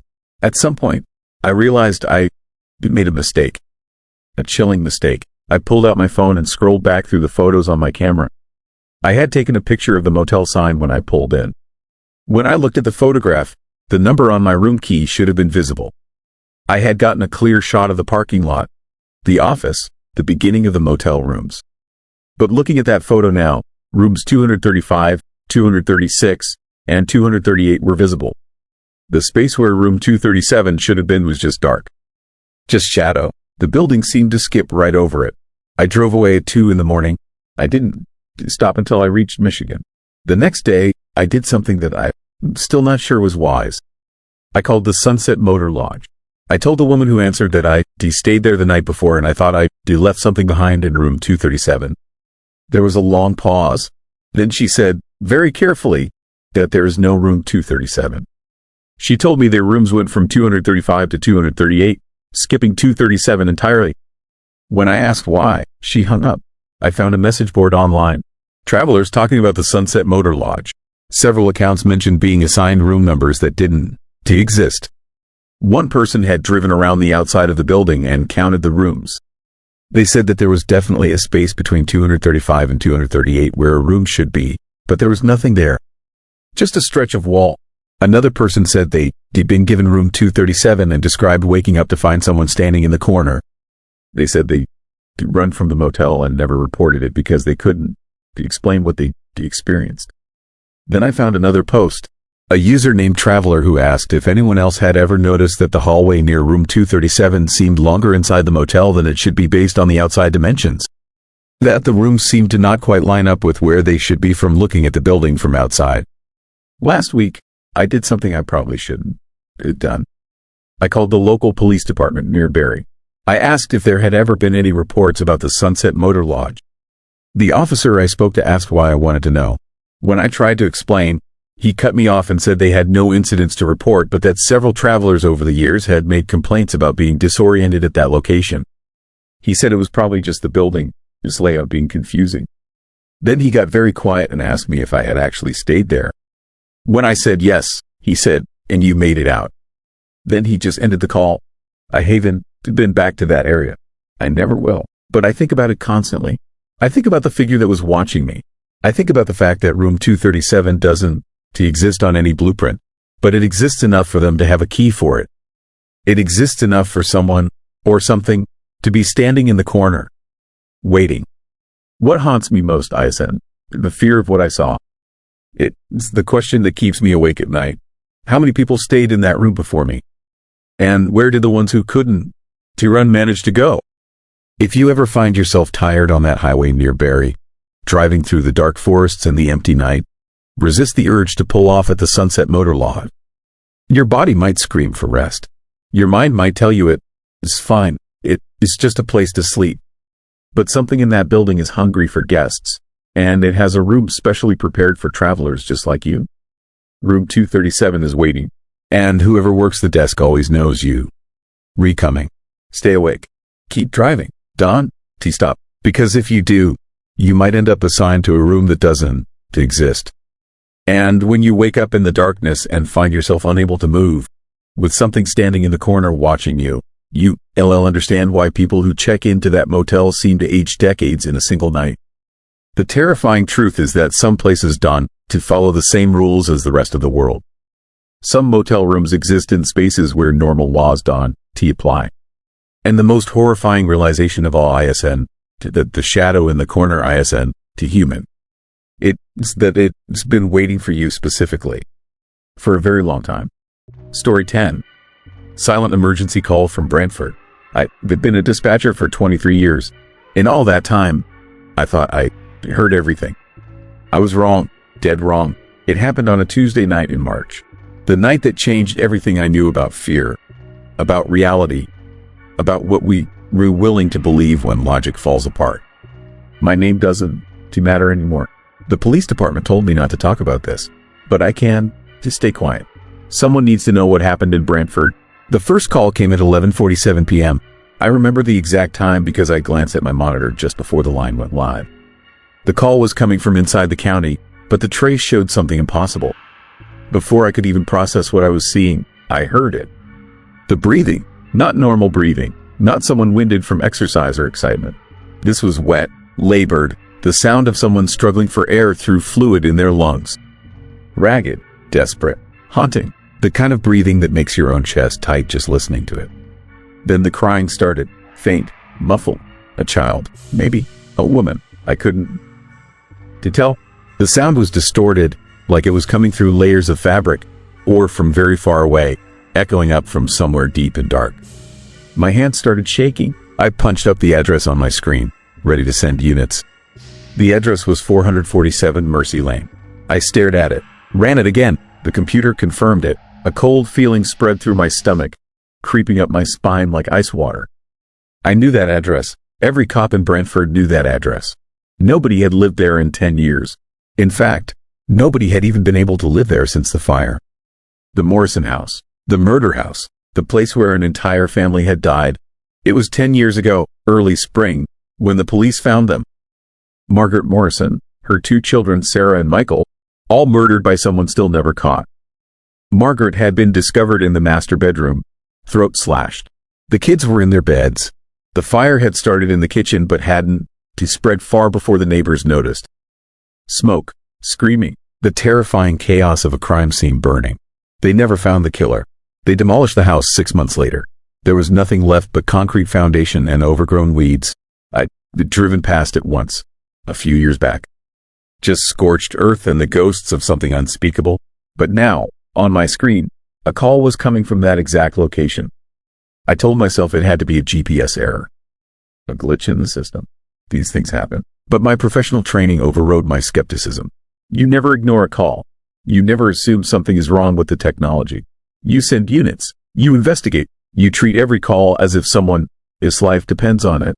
Because sometimes, someone's life does. I keyed my microphone. Dispatch to Unit 3. I am sending you to 447 Mercy Lane. We have an emergency call. Possible child in distress. The response came back immediately. Unit 3 copy. En route. The breathing continued on the line. That horrible, wet, gasping sound. The crying underneath it grew louder, more frantic. I tried to speak into the phone, hoping the caller could hear me. Hello, can you hear me? Police are being sent to your location. Help is coming. Can you tell me what is happening? Nothing. Just the breathing. Just that hideous, terrifying sound that suggested someone was drowning while still alive. Static crackled between the sounds. Then something else. A whisper. So quiet I almost missed it. But I caught it. A single word, repeated over and over. So faintly I had to turn up the volume on my headset. Stay, stay, stay, stay. My blood went cold. That wasn't the voice asking for help. That was something else entirely. Something commanding. Something wrong. Unit 3 called in that they were approaching the location. I kept my headset on, still listening to that breathing, still hearing that whisper underneath it. The dispatcher in me wanted to end the call, to focus on communicating with the responding officers. But I couldn't. I was frozen, terrified by what I was hearing. Officer Michael Chen was driving Unit 3. I knew Michael. He was careful, smart, 28 years old with a wife and a new baby. He called in updates as he drove. Dispatch, Unit 3 is 3 minutes out.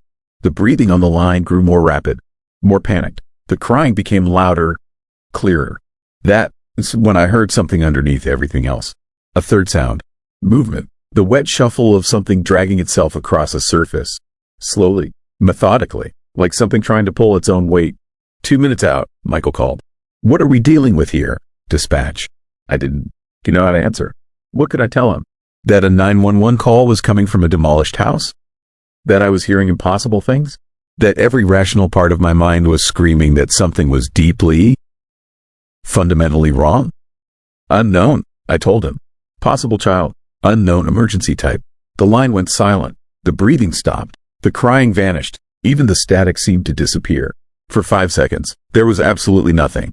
Silence so complete it felt like being buried alive. Then a voice spoke. It wasn't a whisper anymore. It was full, clear, and deeply disturbing. The voice of someone who should not exist, should not be speaking, should not be anywhere on this earth. The voice was layered, like multiple people speaking through a single mouth, creating harmonics that hurt to hear. The house remembers. That's what it said. 4 words that will haunt me until the day I die. 4 words that contain more terror than anything I experienced in my 23 years of professional life. I jerked back in my chair, my hand flying to the headset, almost ripping it off. My coworker, Janet, who was sitting 3 stations over, jumped at my reaction. "You okay?" she asked. I couldn't answer. I was staring at the screen, at the address, at the blinking record icon showing that this conversation was being documented. Every second, every horrifying second, the house remembers. It kept repeating that phrase, over and over, but with each repetition, the voice changed slightly. Sometimes it was deep, masculine, carrying rage. Other times it was high and childlike, carrying anguish. Once, it sounded like Margaret Morrison herself, or at least what I imagined her voice might have sounded like in her final moments. Michael's voice crackled through the radio. "Unit 3 on scene. I don't see any structure here. Foundation only. No visible emergency. No signs of a disturbance." My heart was pounding so hard I thought it might explode out of my chest. The voice on the line continued its impossible utterance, playing with the phrase like a broken record, distorting it, stretching it, layering it with new and more creepy variations. Call was made at 11:47. I told Michael, trying to keep my voice steady. "GPS placed the caller at your current location." There was a pause, a long pause that felt like falling forever. "Dispatch," Michael said slowly. "Nobody made that call. There's nothing here but weeds and concrete. I am looking right at where a house used to be. 10-year-old demolition site. No equipment, no people, no anything." The voice was screaming now. Not words anymore, just a sound of such pure anguish and hunger that I nearly vomited into my trash can. Janet was looking at me like I lost my mind. Around the dispatch center, other employees were glancing over, noticing my distress. "Stay at the location," I managed to say. "I am sending backup." "Dispatch. That's not necessary. There is nothing." The call terminated. Not disconnected cleanly. It just ended, cut off mid-sentence, followed by a blaring, screaming tone that I immediately recognized as a phone line that had somehow been internally damaged. The connection was severed so violently that it actually caused a minor surge in our system.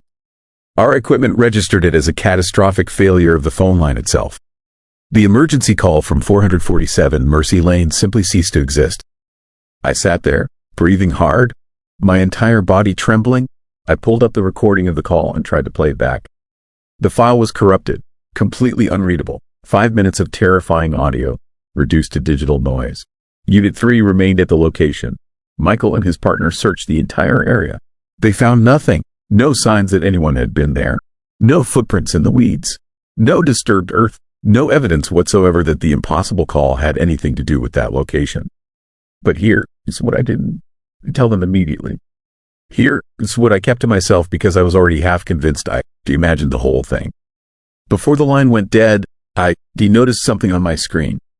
A secondary location showing as the point of origin. The first coordinates showed the demolished Morrison house. But underneath it, in a different system window, there was a second coordinate. A backup location that had registered simultaneously.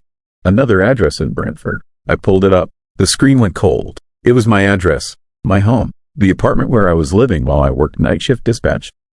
The call had come from my address at the exact same time it came from the abandoned foundation.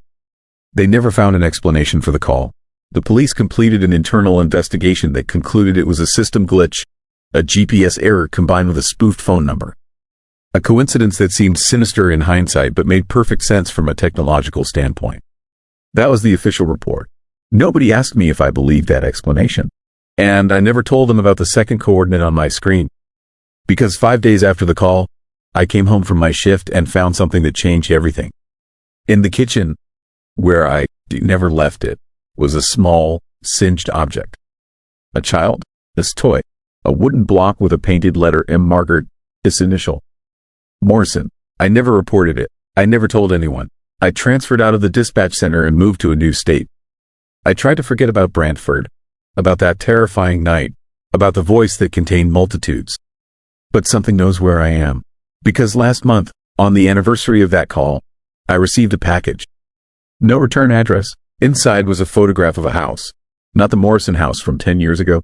A house I recognize because I see it every day. My house. And in every window. Barely visible but unmistakably there were shadows. Multiple shadows, moving, watching, as if someone or something was standing behind every pane of glass, looking out at me.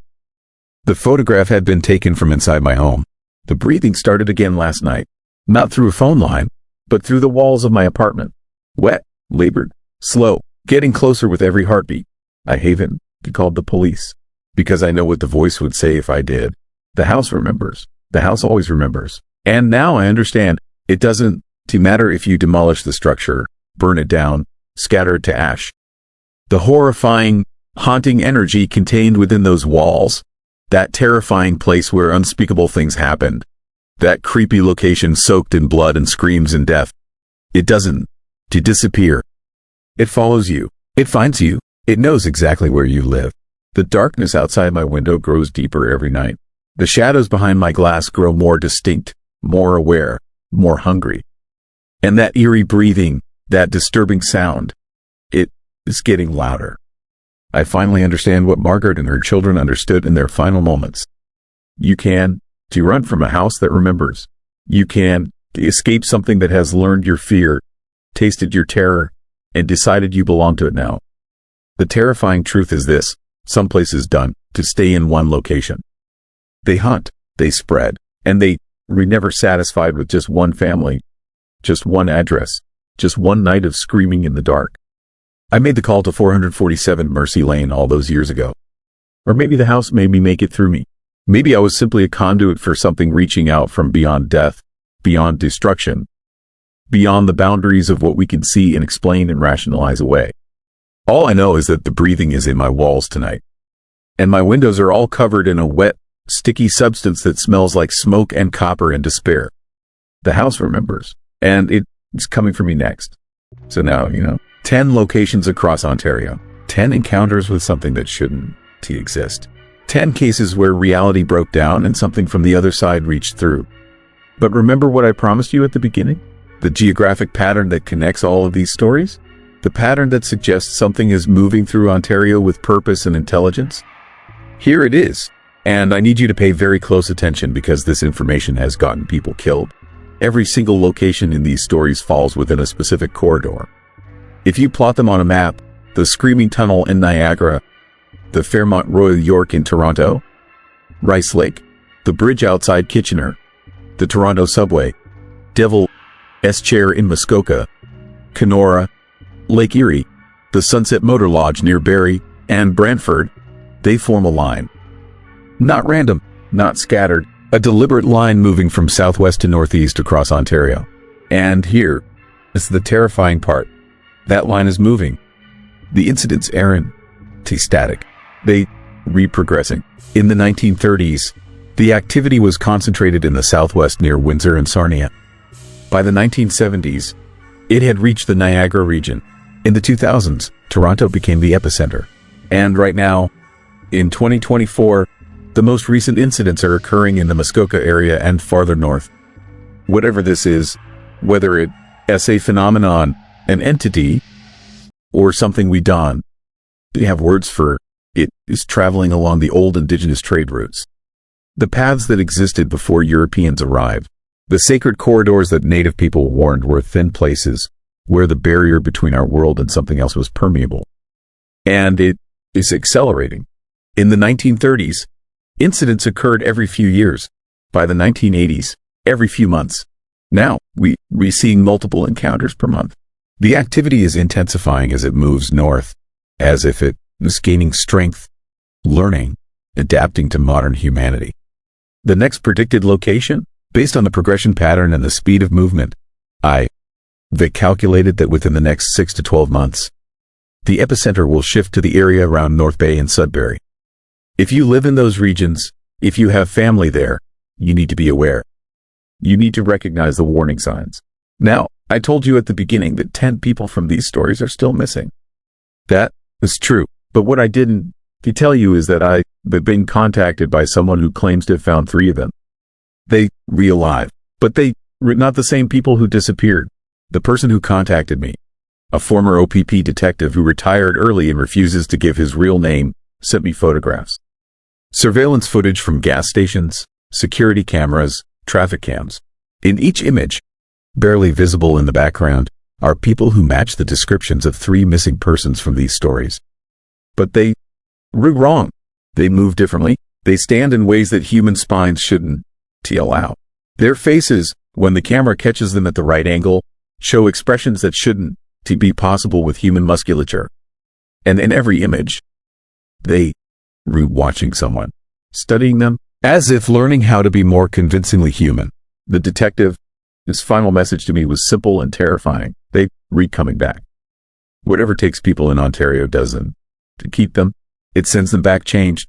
And I think it's building something, an army, a replacement population, something I don't have words for.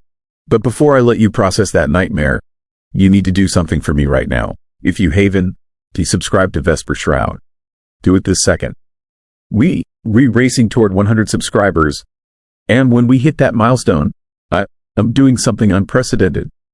I am organizing an expedition into Northern Ontario. 3 locations mentioned in these stories: professional equipment, documentary crew, paranormal investigators, and you, the subscribers, will vote on which locations we investigate first. You will all have direct control over where I put myself in danger to uncover the truth.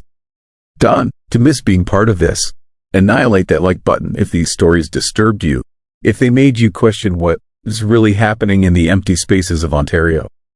If you are now terrified of abandoned motels and morning fog, your likes tell YouTube to push this to more people who need to hear these warnings. That is how we grow this community of people brave enough to confront the truth. Drop a comment right now telling me which Ontario story terrified you most. For me, it is the motel. The idea of a room that doesn't exist is visceral, cosmic horror. Where you re-watching from and what time it is there, whether you've ever been to any of these Ontario locations. And what happened. If you caught that hidden detail in story #6, remember, timestamp in comments. And most importantly, have you ever experienced something unexplainable in Ontario?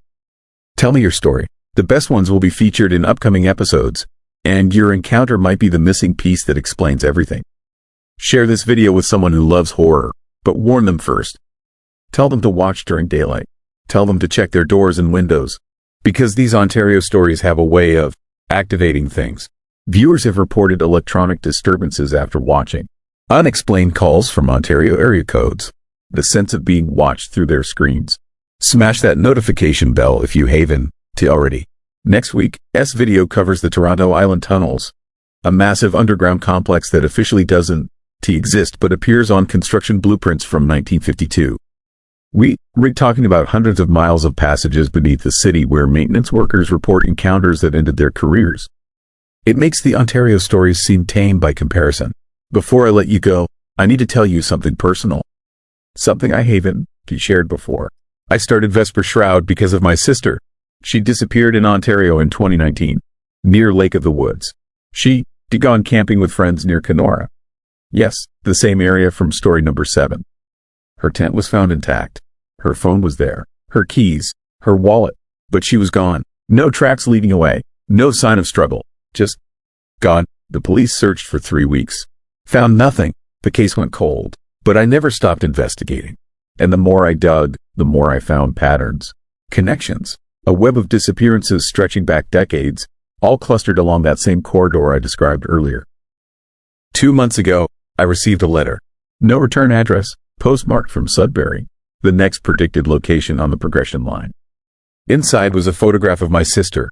Recent. She was standing in front of a building I didn't recognize, but she looked different. Her eyes were wrong. The way she held her body was wrong. And behind her, barely visible in the reflection of the window she was standing near, was something else. Something tall and thin and wrong. On the back of the photograph, in handwriting that looked almost but not quite like my sister, this was a single sentence. The shroud is lifting. We can see everything now. I haven't heard from her since. But I know she is out there somewhere. Changed, transformed. Part of something I am only beginning to understand. That is why I do this. That is why Vesper Shroud exists. Not just to scare you, not just to entertain, but to warn, to document, to create a record of what is really happening in Ontario before it spreads farther, before more people disappear or come back wrong. before whatever is moving through those ancient corridors completes whatever purpose it is working toward. Some of you watching this right now will go to Ontario for work, for vacation, for family. And when you read there, you'll remember these stories. You will remember the warnings. And in that moment when you see something impossible, fog that moves against the wind, a figure standing where no figure should be, a room that the building plans say doesn't exist, you'll have a choice. Investigate or flee. I am begging you to choose flee, because Ontario has been collecting people for almost a century. The Great Lakes have claimed thousands. The forests have swallowed entire search parties. The cities have hidden horrors in plain sight, in tunnels and hotels and motel rooms that flicker in and out of existence. The pattern is clear. The progression is measurable, and the next wave is coming. Stay safe out there. Stay vigilant. Stay subscribed to Vesper Shroud. Remember, some mysteries aren't meant to be solved. They meant to be survived. Some places in Ontario don't want to be visited. They want to be avoided. And some stories aren't entertainment. They warnings written in blood and disappearance and changed faces. This is Vesper Shroud, reminding you that the veil is thin in Ontario. The shroud is lifting, and what is underneath has been waiting for a very, very long time. And it is finally ready to show us what it has been building. Come north,